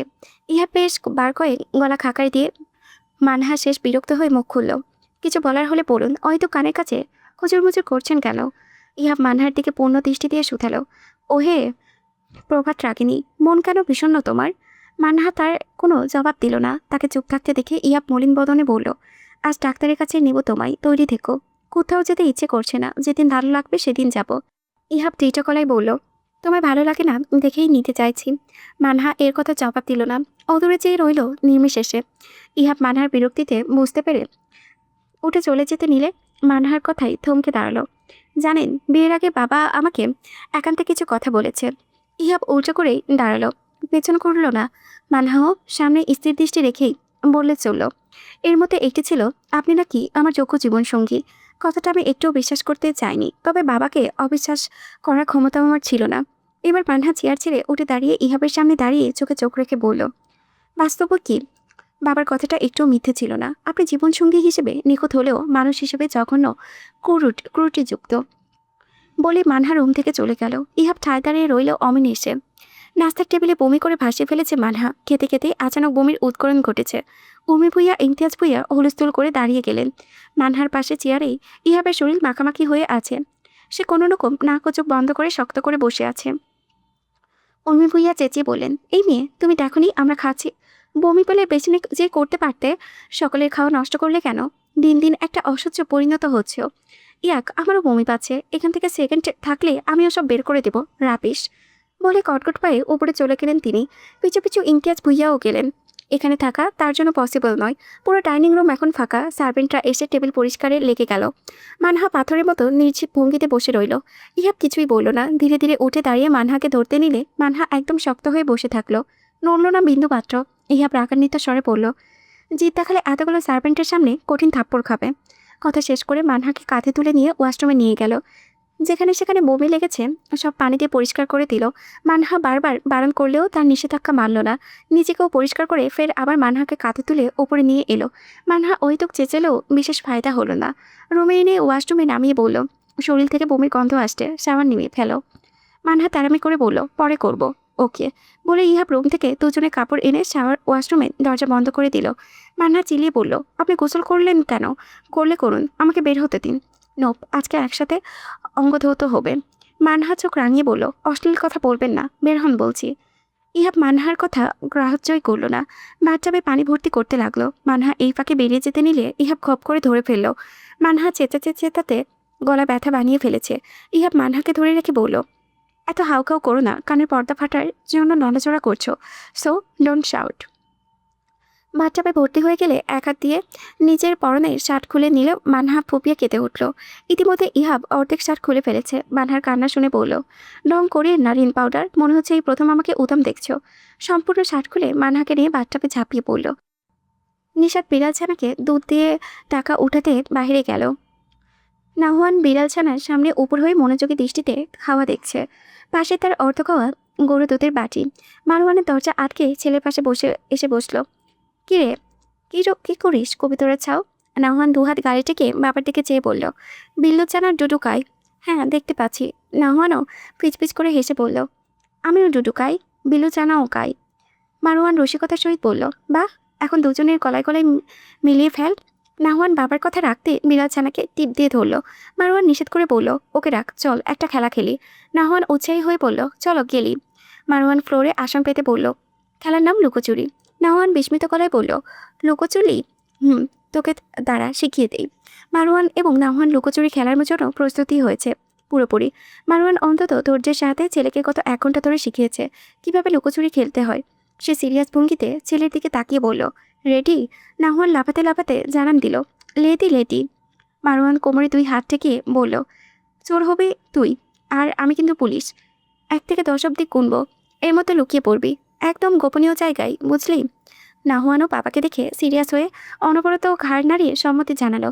মারওয়ান নিজেদের রুমে গিয়ে খাটে উপর হয়ে শুয়ে খুবই দীর্ঘতিতে জোরে জোরে 1 থেকে 10 অব্দি গুনল। প্রায় 5 মিনিট লাগিয়ে গুনে গুনে মন্থর উঠে গতিতে পা ফেলে ফেলে ছেলেকে খুঁজতে লাগলো। রুম থেকে বেরোতেই চোখের সামনে তাদের নতুন ফ্রিজ দর্শিত হলো। তাকিয়ে দেখলো ফ্রিজের কোনায় নাহুয়ান উল্টো ঘুরে দাঁড়িয়ে আছে, চোখে উপরে আঙুল দিয়ে। মারওয়ান কটিতে সে হাত ঠেকিয়ে সেদিকে স্থির দৃষ্টিতে করে বলল, এই পটলের বাচ্চাটাকে কি শিখিয়েছি গত 1 ঘন্টা? এটাকে কেমন লুকোনো বলে পুলিশের মুখের সামনে পথ দেখিয়ে দাঁড়িয়ে আছে। একে এসে রাগান্বিত গলায় বলল, ওই তোকে না লুকোতে বললাম? নাহুয়ান পূর্বের অবস্থা থেকে বলল, লুকিয়েছি, কুচো কুচো। কি খুঁজবো? আমাকে খুঁজো। এটাকে লুকোনো বলে? নাহুয়ান নিজের নেত্র কুলুমুলু করে আঙ্গুলগুলো আরও দাবিয়ে বলল, কিছু দেখছি পাচ্ছি না, চলো কালু কালু। তুমিও দেখতে পাবে না। মারওয়ান হাসবে নাকি কাঁদবে বুঝতে না পেরে বলল, বাহ, কি চমৎকার বুদ্ধি। নাহুয়ান গর্বের সহিত চোখ টেকে বলল, চমৎকার বুদ্ধি। মারওয়ান দাঁতে দাঁত চেপে বলল, না, নাসির উদ্দিন ওরফে ব্রিটিশের নাতি মিস্টার বদ্দি উদ্দিন। নাহুয়ান তবুও পিছু খুলল। মারওয়ান তাকে কাঁধে তুলে নিয়ে বলল, পুরো খেলা বাংচাল করে দিয়েছিস আন্ডার বাচ্চা। নাহুয়ান হেসে বলল, আচ্ছা, আবাল। না, তোর সাথে খেলে মজা নেই, তুই লুকোতে জানিস না। নাহুয়ান বাবার কথায় ঠোঁট ফুলিয়ে ফেলল। মারওয়ান ছেলের মন খারাপ বুঝতে পেরে আবারও খেলতে আগ্রহী হলো। সে আবারও 1 থেকে 10 অব্দি গুনে এসে পুরো রুম খুঁজে আর নাহুয়ানকে পেল না। এর মধ্যে দরজার করাঘাতে মারওয়ান দ্রুত দরজা খুলে আবারও ছেলেকে খুঁজতে পড়ল। নিশা ঢুকে বলল, নাহুয়ান কই? আজকে ওর টিকার ডেট একদম ভুলে বসে আছি, ওকে নিতে আসলাম। ছেলেকে ডাকুন, ঘুম পাড়িয়েছে কিনা। বলতে বলতে নিশাত ফ্যান ছেড়ে বিছানায় বসলো। মারওয়ান উদ্বিগ্ন গলায় বলল, ওকে খুঁজে পাচ্ছি না। পুরো ঘোর খোঁজা শেষ। এই মিনিট কয়েক আগে লুকোচুরি খেলার জন্য লুকোতে বললাম, এখন কোথাও খুঁজে পাচ্ছি না। নিশাত তরক করে লাফিয়ে উঠে বলল, কি বলছেন এসব? কোথায় যাবে? ভালো করে খুঁজে দেখুন, আছে আশেপাশে কোথাও। ঘর তো আমাদের বড় নয় যে খুঁজে পেতে সমস্যা হবে। মারওয়ান অধৈর্য গলায় বলল, আরে সব জায়গায় তন্ন করে খুঁজেছি, ডাক দিচ্ছি, সাড়াও দিচ্ছে না। নিশাত অস্থির হয়ে সম্পূর্ণ ঘর খুঁজল, কোথাও বাচ্চাটার চিহ্নটুকুও পর্যন্ত নেই। সে মারওয়ানের শার্ট খামচে ধরে বলল, এই মারওয়ান আজাদ, আমার ছেলেকে এনে দিন বলছি। আপনি নিশ্চয়ই নাটক করবেছেন, প্লিজ এসব করবেন না। আমার দম আটকে আসছে, নিঃশ্বাস নিতে পারছি না। আমার বুকের মানিককে কোথায় বলুন? মারওয়ান নিচের ভেতরে বেশ অস্থির হয়ে আছে। উপরে শক্ত দেখালেও ছেলের চিন্তায় অসুস্থ লাগছে। গলা শুকিয়ে গিয়েছে, তীব্র পিপাসায় পানির অভাব বোধ করলো। দ্রুত ফ্রিজ খুলে পানি নিতে গিয়ে দেখলো নাহুয়ান ফ্রিজে ঢুকে বসে আছে। মারওয়ান দ্রুত কোলে নিয়ে বলল, তুই এটার মধ্যে কি করিস রে ফাইয়াজ?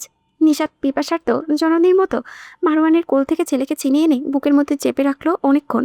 চুমুতে ভরিয়ে দিল। ফ্রিজে তাকাই, হালকা ঠান্ডা, শরীর ঠান্ডা হয়েছে। ভাগ্যিস নর্মালে ঢুকেছিল, ড্রিপে ঢুকলে তার মানিককে আজ বোধ হয়। নিশা তার ভাবতে চাইল না, হুট করে কেঁদে দিল। নাহুয়ান মাকে কাঁদতে দেখে দাঁত বের করে বলল, একটু লুকাইছি।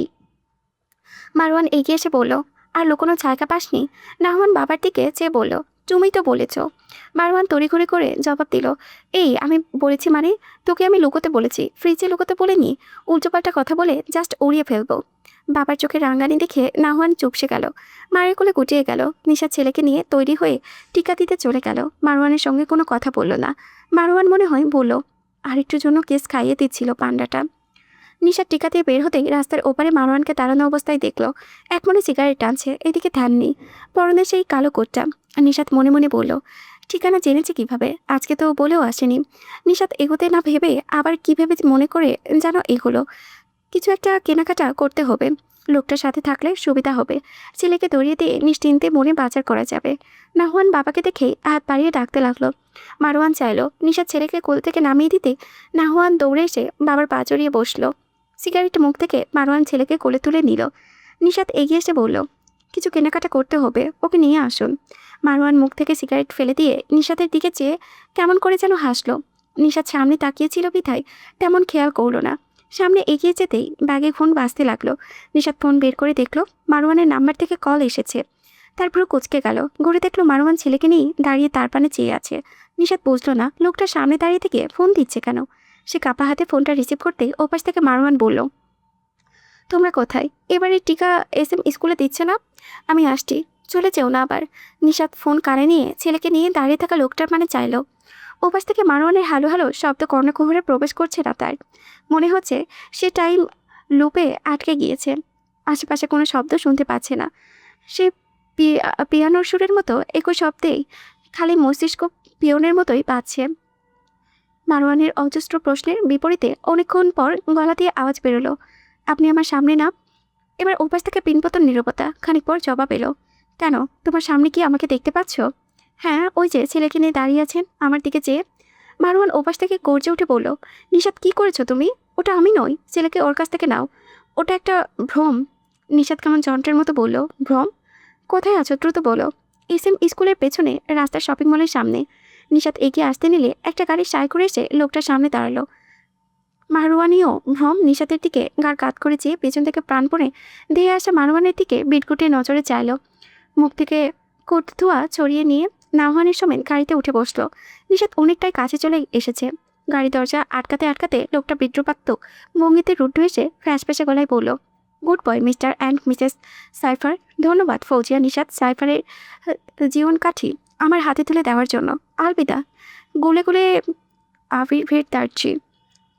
চোখের পলকে গাড়িটা উধাও হয়ে গেল। নিশাত অন্তর্শূন্য দৃষ্টিতে ধুলো উড়ানো গাড়িটার চলে যাওয়ার দিকে দেখল। রাস্তার নির্জীবের মতো বসে আছে নিশাত। নিজের বুকের ধনকে চোখের সামনে দিয়ে নিয়ে যেতে দেখে কোনো মাই বা ঠিক থাকতে পারে। মারওয়ান গাড়ির পেছনে অনেকটা দৌড়ে দৌড়ে আসতে পারেনি, অনেকটুকু সামনে চলে এসেছে সে। চেহারায় ক্লান্তি, বিধ্বস্তের ছাপ, ক্ষোভের চিহ্ন স্পষ্ট, চোখ লাল হয়ে উঠেছে তার। নিশাতের দিকে এগিয়ে গেল। বর্ষা থেকে উঠতে চাইলে নিশাতকে বিন্দুমাত্র নড়াতে পারল না, যেন একটা পাথর। আরেকবার ধরতে গেলে নিশাত ছিটকে তার হাত ছড়িয়ে দিয়ে কেঁদে উঠে বলল, আমার নাহওয়ান রে, আমার আব্বা, জাদু মানিক। আশেপাশে অনেক জড়ো হয়ে গিয়েছিল। ভিড়ের মধ্যে একজন নারী এগিয়ে এসে বলল, কি হয়েছে আপনার? Anything wrong? নিশাত এদিক একদমই খেয়াল নেই। সে নিজের মতো কাঁদতে ব্যস্ত। চোখের পানিতে নিকাপের বেশিরভাগ অংশ ভিজে উঠেছে। মারওয়ান একবার চারিপাশে পরখ করে নিশাতকে বলল, প্লিজ এখানে সিনক্রেট করো না। এত পরে তুমি এতগুলো পুরুষের সামনে পর্দা খেলাপ করেছ, কষ্ট পাবে দেখে পরে। নিশাতের খেয়াল হলো সে বাহিরে বসে চেঁচামেচি করছে। তার দিকে অসংখ্য মানুষ চোখ বিমূর্ত দৃষ্টিতে চেয়ে আছে। চারিপাশে একবার দেখে হনহন করে একা একাই বাসায় চলে এলো। একটু পর মারওয়ানও ঘরে পৌঁছালো। নিশাতের ভিন্ন রূপ দেখলো। শরীরটা বোরকায় এখনও জড়ালো। নিকাপ খুলে ফেলেছে, খোপা খুলে যাওয়াই উপক্রম। ঘরে সবকিছু তছনছ করে ফেলেছে সে। রণমূর্তি ধারণ করেছে নিশাত। মারওয়ান এগিয়ে এসে ধরতে চাইলে নিশাতের সামনে ছুরি ধরে পড়ল। এক পাও এগাবেন না মিস্টার আজারাক সাইফার। এই পরিচয়ের জন্য আজকে আমার সন্তান আমার কোল ছাড়া। এই পরিচয়ের জন্য নিজের ক্যারিয়ারে উজ্জ্বল ভবিষ্যৎ নষ্ট হয়েছে। এই পরিচয়ের কারণে বন্ধুত্ব ভেঙে গিয়েছে। এই পরিচয়ের জন্য পুরো গ্রাম সামনে আপনার পরিবারকে অপমানিত হতে হয়েছে। এই পরিচয়ের জন্য আমার জীবনে এখন পর্যন্ত সুখের চিহ্ন আপনি কোথাও রচনা করতে পারেননি। এই পরিচয়ের জন্য বিপদে আমাদের পিছু ছাড়ে না। আপনার এই পরিচয়টা অভিশপ্ত। যেদিন এই পরিচয় ছেড়ে সত্যিকারের মারওয়ান আজাদ হয়ে আমার সামনে ধরা দিতে পারবেন, সেই দিনই আমাকে ডাকবেন। নতুবা আমি আপনার সংসার একটা সেকেন্ডের জন্য আর করছি না। লোকে আমাকে স্বার্থপর অধৈর্যশীল নারী বললে তাতেই সই। কারো কথায় এখন আমার কিছু যায় আসে না। এতদিন আপনার সব কিছু মুখ বুঝে সহ্য করে এখানে পড়ে থেকেছি শুধুমাত্র আমার নাহওয়ানের জন্য। সেই নাহওয়ানকেই যখন আপনার এই সোকল্ড কাজের জন্য হারিয়ে ফেললাম, তখন আপনাকে প্রশ্রয় দেওয়া মোটেও সমুচিত হবে না। আমার সন্তানকে আমার বুকে ফিরিয়ে না দেওয়া অবধি এই নিশাত একটা দানাও আমি মুখে তুলব না। এক নিঃশ্বাসে কথাগুলো বলে নিশাত ফোঁস করতে লাগলো। এ যেন এক সন্তানহারা মায়ের রণচণ্ডী রূপ। মারওয়ান এই প্রথম নিশাতকে এতটা রাখতে দেখলো। সন্তান হারালে প্রত্যেক মাই বোধ হয় এমন বেদনার মিশ্রিত ক্রোধে উন্মুক্ত হয়ে যায়। মারওয়ানের হালকা গলায় পড়ল, দোষটা কিন্তু তোমার। নাহওয়ান তোমার থেকেই হারিয়েছে, এখন আমাকে দোষারোপ করছো কেন? মারওয়ানের এমন নির্লিপ্ত উত্তর শুনে নিশাত সমাহীন দহনে ফেটে পড়ল। এগিয়ে এসে মারওয়ানের শার্টের গলা চেপে ধরে চিল্লিয়ে বলল, আমার দোষ? আমার এত বড় জঘন্য মিথ্যা অপবাদ দিয়ে আপনার মুখ আটকালো না? আমি সেদিন আপনাকে খপিশপের কথা জানাইনি, বলিনি? আপনাকে আমি দেখেছি, সেদিন আপনি কেন স্বীকার করলেন ওটা আপনি? বলুন কেন? আপনার সেই মিথ্যার কারণেই আজকের এই দিনটা দেখতে হচ্ছে। আপনার ভ্রম আসলো কই থেকে? আপনি না গোয়েন্দা? আপনার তো হিন্টস দিলেই বুঝে যাওয়ার কথা। ইহা ভাই সেদিন অতীত বলার সময় কিছু ভিডিও ক্লিপের কথা বলেছিল, সেটা এডিট ছিল না। তাহলে নিশ্চয়ই বুঝে যাওয়া উচিত ছিল আপনাকে ভাষা থেকে ওনাকে ব্যবহার করেছে। সেই কেউ অন্য একজনকে কেন খোঁজার চেষ্টা করেননি? আমি একজন সাধারণ মানুষ হয়ে যেখানে পানির মতো সব কিছু বুঝে যাচ্ছি, আপনি একজন গোয়েন্দা আইনের লোক হয়েও কেন বোঝেননি? পারোয়ান শার্টের কলার থেকে নিশাতের হাত ছাড়া মেরে সরিয়ে দিয়ে বলল, বুঝেছি, কি বুঝিনি সেটা তোমার কাছ থেকে জানতে হবে না। আমি কারো কথায় চলি না, সেটা আমার কাছে সঠিক লাগে ঠিক সেটাই করি। আমি আমার মস্তিষ্কের অনুসারী, আমার নির্ণায়ক শুধুমাত্র আমার মস্তিষ্ক। মারওয়ানের চোখ টকটকে লাল হয়ে আছে। যতই উপরে উপরে শক্ত দেখা সন্তান হারানো এক পিতার অন্তর্দহন কেউ বোঝে না। পুরুষ মানুষ বুকে মাঝে অজস্র কষ্ট দাফন করেও ঠিক নির্লিপ্ত থাকতে পারে। নারীরা যেমন সব উকলিয়ে দেয়, পুরুষরা চাইলেও তা পারে না। সেজন্যই নারীদের তুলনায় পুরুষরা বেশি বাঁচে কম।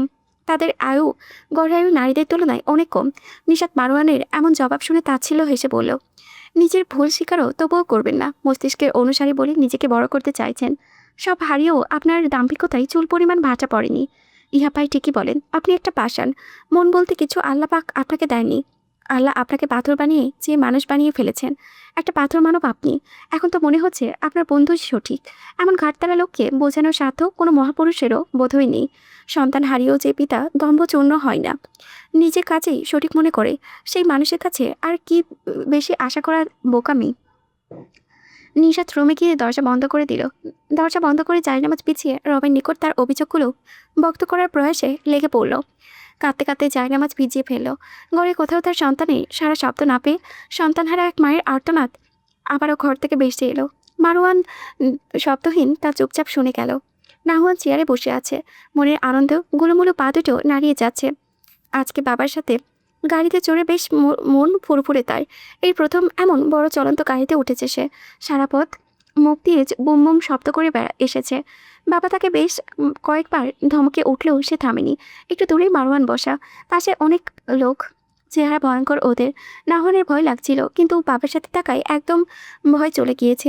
একা একা বসে থাকতে বিরক্তি হচ্ছিল দেখে ছোট্ট শরীরটা নিয়ে বহু কষ্টে চেয়ার থেকে নামতে গিয়ে মুখ থুবড়ে পড়ল। হাঁটুর অস্থিসন্ধি ও চেয়ারে বেশ ব্যথা পেয়ে চিৎকার করে কান্না জুড়ে দিয়ে বাবা বাবা করে ডাকতে লাগলো। নিজের আলোচনায় ব্যাঘাত ঘটায় লোকটা তীব্র বিরক্তি হলো।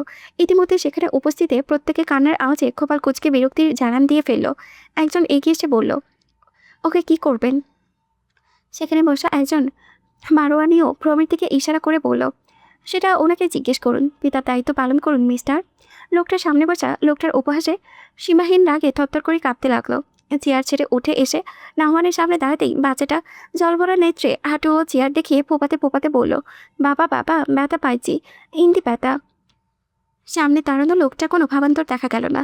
সে বাচ্চাটার কথা গ্রাহ্যই করল না। নিষ্ঠুরের মতো নাহওয়ানকে উঠিয়ে কয়েকবার চড় লাগালো। বাবার হাতে এই প্রথম মার খেয়ে বাচ্চাটা কর্তব্য বিমূঢ় হয়ে গেল। এতই অবাক হয়েছে যে গালে মারের দাগ বসে যাওয়ার পরেও বিন্দুমাত্র কেঁদে উঠল না সে।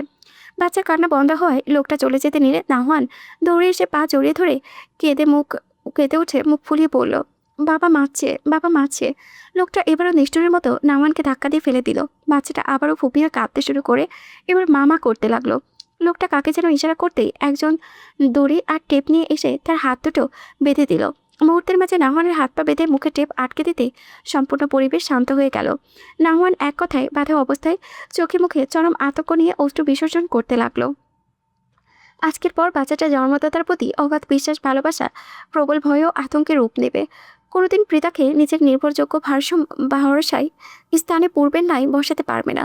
জন্মদাতার উপস্থিতি ছোট্ট মনে তীব্র ভীত জাগাবে। ভয়ে মুষ্টে পড়বে, নিজেকে কুটিয়ে নেবে।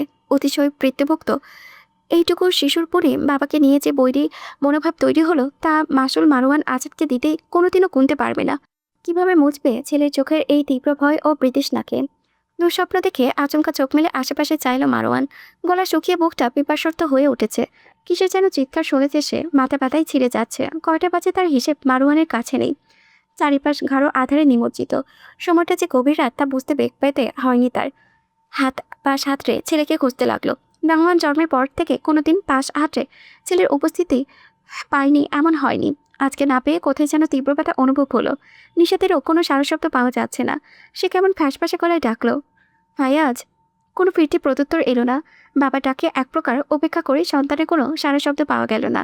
আবারও ডাকতে গেলে সকলের দুঃসহস্র স্মৃতি স্মরণ হতেই মারওয়ানের বুকটা সন্তান বিরহে কাতর হয়ে উঠল।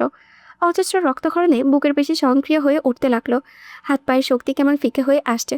মনে হচ্ছে একটা ব্ল্যাক হোলে আটকে পড়েছে সে। বহু কষ্টে উঠে বসে নাহওয়ানের সামনে পরিধানকৃত সেন্টু গেঞ্জি নজরে এলো, যেটা খাটের সাথে নিষাদ মেলে রেখে গিয়েছিল। বাসায় এলে আবার পরাবে ভেবে মারওয়ান সেটা নিয়ে এসে বুকে জড়িয়ে প্রাণ ভরে নিঃশ্বাস নিতে লাগলো। এই তো তার পান্ডা, পটলের বাচ্চা, কবুতরের ছাওয়ের ঘ্রাণ। বাবা মাকে ছাড়া কেমন আছে তার অবুঝ শিশুটা? বাবাকে কি মনে পড়ছে তার? চোখ বুজে নানা চিন্তায় ডুবে গেল সে। নিশাদ নাহওয়ান বলে চিৎকার দিয়ে একেবারে শান্ত হয়ে গেছে। এত জোরে চিৎকারেও কেউ এলো না। মারওয়ান কি বাসায় নেই, নাকি শুনেও তার চিৎকারের উপেক্ষা করেছে? সারাদিন সে জায়নামাজে পড়েছিল, কারো পেটে আজ দানাপানি কিচ্ছু পড়েনি। সন্তান বিরহে পিতামাতা উভয়ই ভেঙে পড়েছে। মারওয়ান উপরে উপরে যথেষ্ট স্ট্রং থাকলেও তার মানসিক অবস্থা প্রচণ্ড ভঙ্গুর। নিশাদ শারীরিক মানসিক উভয় দিকেই ক্লান্ত, নিঃস্ব। কোনো মতো জায়নামাজ থেকে উঠে দাঁড়াতে চেষ্টা করে খেয়াল করলো সারাদিন পেটে দানাপানি না পড়ে শরীরে বিন্দু পরিমাণ শক্তি অবশিষ্ট নেই। তাছাড়া খুব খারাপ স্বপ্ন দেখে ঘুম ভেঙেছে, ওটার প্রভাবও পড়েছে মস্তিষ্ক ও শরীরে। অন্ধকার হাতটা কোথায় যাচ্ছে, কি করছে, কিছুই তার বোধগম্য হচ্ছে না। শুধু প্রলাপের মতো মুখে আওড়াচ্ছে, আমার বুকের মানিত, 7 রাজার ধন কই রে, আমার নাহওয়ান শোনা কই, আমার কথা বলা তোতা পাখিটা কই, আজ একবারও মা বলে ডাকিস নিচে, কোথায় আমার ছোট্ট পাখিটা? আপাত দৃষ্টিতে মনে হবে একজন মা তার সন্তানকে বড় আদর করে ডেকে চলেছে, কিন্তু আদর তা নয়। সন্তানকে না পেয়ে মায়ের মস্তিষ্ক এখন শুধুই সন্তানের স্মৃতি আঁকড়ে ধরতে চাইছে।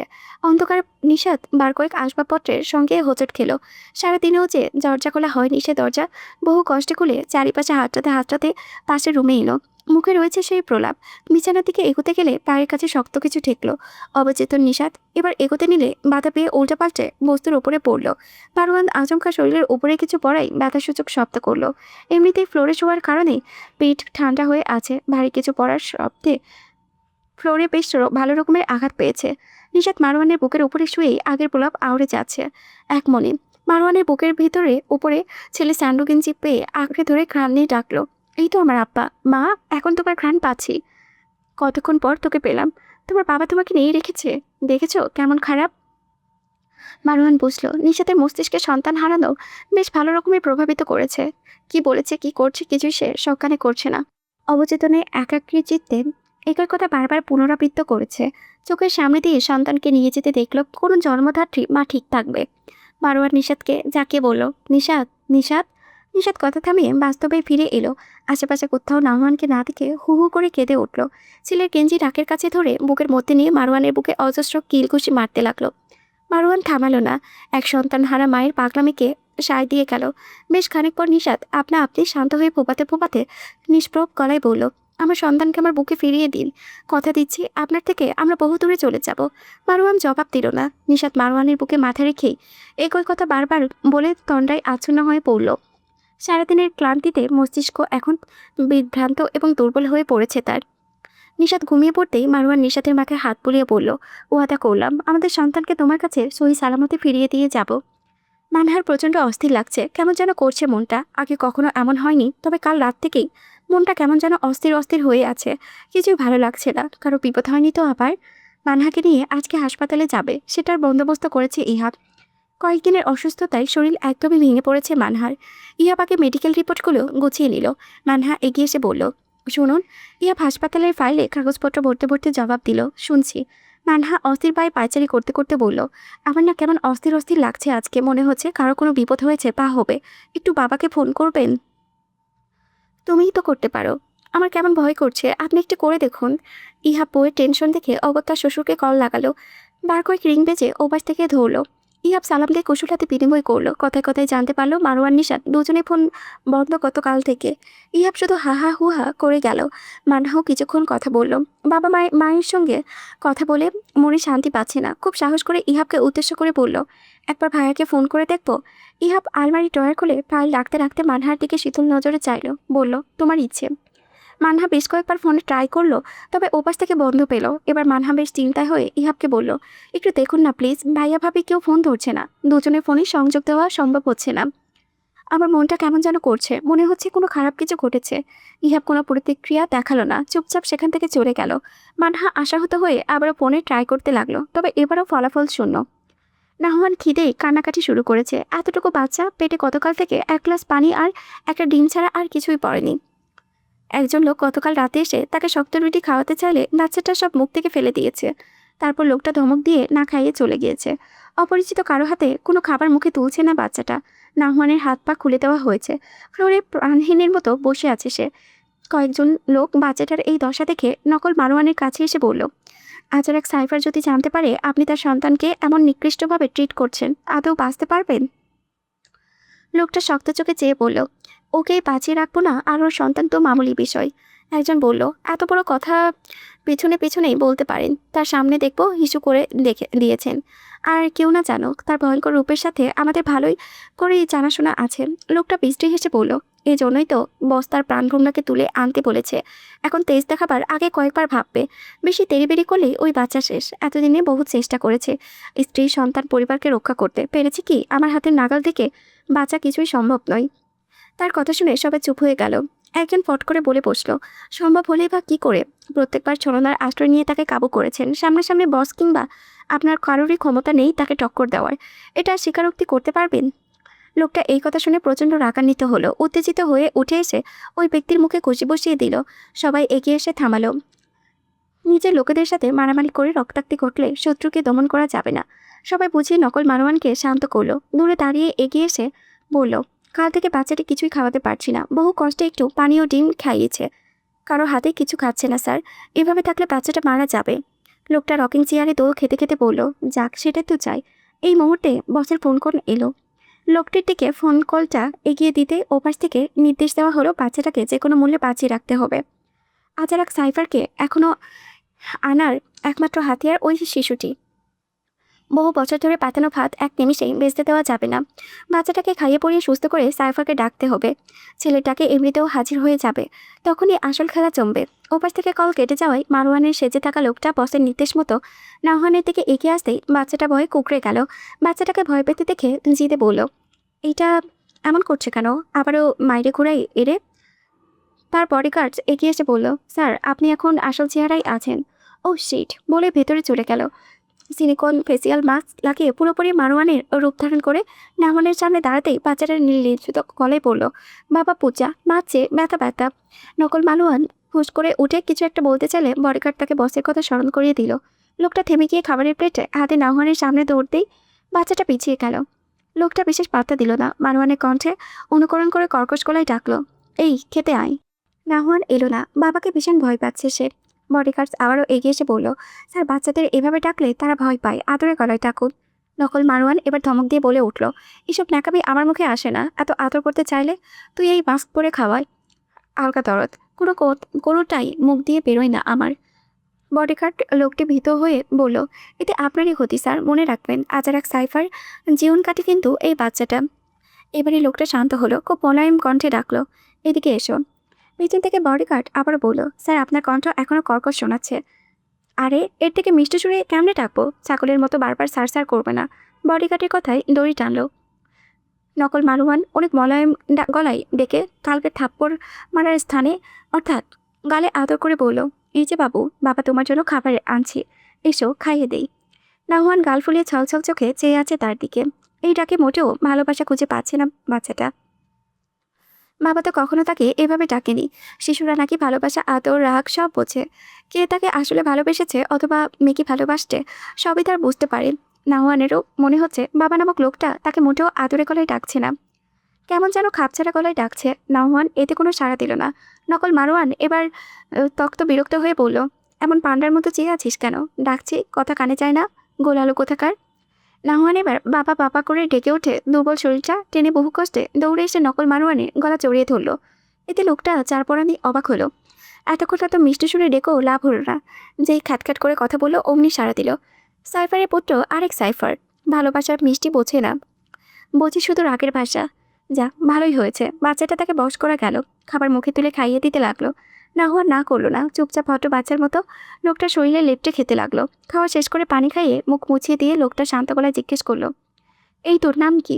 নাহুয়ান গোল গোল আঁকেতে চেয়ে আছে। নকল মারোয়ান যদিও নামটা জানে, তবু বাচ্চাটাকে রিল্যাক্স করতে জিজ্ঞেস করলো। নাহুয়ানকে হাঁ করে তাকিয়ে থাকতে দেখে বলল, এভাবে চেয়ে আছিস কেন? তোর নাম কি? তোর বাপের নাম কি? নাহুয়ান নিজের নাম মোটামুটি বলতে পারলেও বাবার নাম বলতে পারি না। ভাঙা ভাঙা গলায় বলল, আমার নাম নাওয়ান। তোর নাম নাহুয়ান, সেটা আমি জানি। পুরো নাম কি, সম্পূর্ণটা বল। ফাইয়াজ নাওয়ান। ফাইয়াজ নাহুয়ান, বাহ, বেশ ভালো নাম। নাহুয়ান লোকটার সাথে লেপটে থেকে বলল, মা কোথায়? মায়ের কাছে যাব। কি চালা, তোর মাকে আনবো কই তোকে আবার? বডিগার্ড এবার এগিয়ে এসে ফিসফিস করে বলল, স্যার আপনি বললে আপনার বউ সাজাতে আমি রাজি। নকল মারোয়ান ধমকে উঠে বলল, পাশে লাত্তি মারতে মারতে তোমার চামড়া তুলে ফেলবো বেয়াদব। আমার বউ সাজাতে রাজি মানে? বডিগার্ড জিপায় কামড় দিয়ে আস্তে করে বলল, স্যার আপনার বউ বলতে বাচ্চাটার মা হতে রাজি বুঝিয়েছি। যেহেতু আপনি বাবার ক্যারেক্টার আছেন, আমিও আপনার সহযোগী হিসেবে মায়ের ক্যারেক্টার প্লে করতে রাজি, সেটাই বললাম। নকল মারোয়ান এবার শান্ত গলায় বলল, বাচ্চারা কি এতই বোকা যে ব্যাটা বেটি চিনতে পারবে না? মায়ের সাথে থাকা পুরুষকেও চিনতে 2 মিনিটও লাগবে না তাদের। স্যার এখন মেয়ে পাবো কই তাহলে? আপনাকে যেহেতু চিনেনি, আমাকেও চিনবে না। এমন মেকআপ করব, আর একবারে আসলে মাকেও ছাড়িয়ে যাবে দেখবেন। বেয়াক্কেলের মতো কথাবার্তা। তুমি ওর পাকে কোনোদিন দেখেছ? এই পর্যন্ত বডিগার্ড লোকটার কথায় ভাটা পড়ল। আসলেই তো দেখেনি, তাহলে কিভাবে হবে? গলা কাকারি দিয়ে বলল, স্যার কোনো ব্যাপার না। ওর মা তো বেশিরভাগ সময় বোরকা পরে, আমিও সেভাবে উপস্থিত হব। এখন আরও আমার সুবিধা হবে। তোমার যা ইচ্ছে তাই করো। বডিগার্ড খুশি হয়ে বোরকা পরে রেডি হয়ে এলো। সেখানে উপস্থিত সবাই তার সাজে মারাত্মক হাসি পেল। কয়েকজন হেসেও ফেলল। তবে নকল মারোয়ানের গুরুগম্ভীর চাহনিতে সেই হাসি স্থায়ী হলো না। তার কোলে থাকা নাহুয়ান চোখ ডিমের আকৃতি করে বোরকা পরা পুরুষটির দিকে চেয়ে আছে। আসলে বোঝার চেষ্টা করছে এটা কে। লোকটা তার চাহনি অনুসরণ করে বলল, এই যে তোমার মা। নাহুয়ান তার গলা আরও শক্ত করে ধরে বলল, না, এটা মা না। বডিগার্ড এগিয়ে এসে নাহুয়ানকে নিতে চাইলে বাচ্চাটা গেল না। নকল মারোয়ানকে চেপে ধরে থাকলো। কয়েকজন ইতিমধ্যে ফিক করে হেসে ফেলেছে। বোরকা পরা বডিগার্ড নকল মারোয়ানের কানে ফিসফিস করে বলল, স্যার চলেন, রোমান্টিক মুডে কথা বলি, তাহলে বুঝবে আমি ওর মা। লোকটা বেশ বিরক্ত গলায় বলল, আর কিছু? অনেস্টলি বলি, তোকে দেখে কিছুতেই মেয়ে মনে হচ্ছে না। ওর মা হওয়া তো দূরের বিষয়। আরে স্যার, এত কষ্ট করে এত দূরে এসেছি, শেষ চেষ্টা তো করতে দিন। করো তোমার আখেরি চেষ্টা। বডিগার্ড এবার রোমান্টিক মুডে লোকটাকে জড়িয়ে ধরে বলল, আমার বাচ্চাটাকে নিয়ে আপনি কোথায় চলে গিয়েছিলেন প্রিয়তম? নকল মারোয়ান দাঁত চেপে ফিসফিস করে বলল, ওভার অ্যাক্টিং কম করো। বডিগার্ডও ফিসফিস গলায় বলল, স্যার কথা না বলে কোঅপারেট করেন। লোকটা গলা কাকারি দিয়ে বলল, এই তো প্রিয়তমা, এখানে ছিলাম। নাহুয়ান অপরিচিত একজন নারীকে বাবাকে জড়িয়ে ধরে দেখে রাগান্বিত হয়ে হাত দিয়ে সরিয়ে দিতে দিতে কিল বসিয়ে বলল, চলো বাবাকে, পুচা কোথাকার, চলো, মাকে কিন্তু সব বলে দিব। লোকটা এবার বডিগার্ডকে ঝাড়া মেরে সরিয়ে দিয়ে নাহুয়ানকে ধরে বলল, রিল্যাক্স, ওটা কোনো মেয়ে নয়, দেখো ওটা একজন আঙ্কেল। বডিগার্ড বোরকা খুলে ফেলতেই তাকে দেখে নাহুয়ান গোলুমুলি শরীরটা দুলিয়ে ফিচফিচ করে হেসে বলল, আঙ্কেল মকটেল। বডিগার্ড মুখটা গোমরা মুখ করে নাহুয়ানের ফোকলা হাসির দিকে চেয়ে রইল। বাবা চাই এতটুকু বাচ্চা তাকে মেরেছে শুধু তার বাবাকে ধরার জন্য। সাংঘাতিক। সেখানে উপস্থিত সকলের মধ্যেই হেসে খুন ইতিমধ্যে।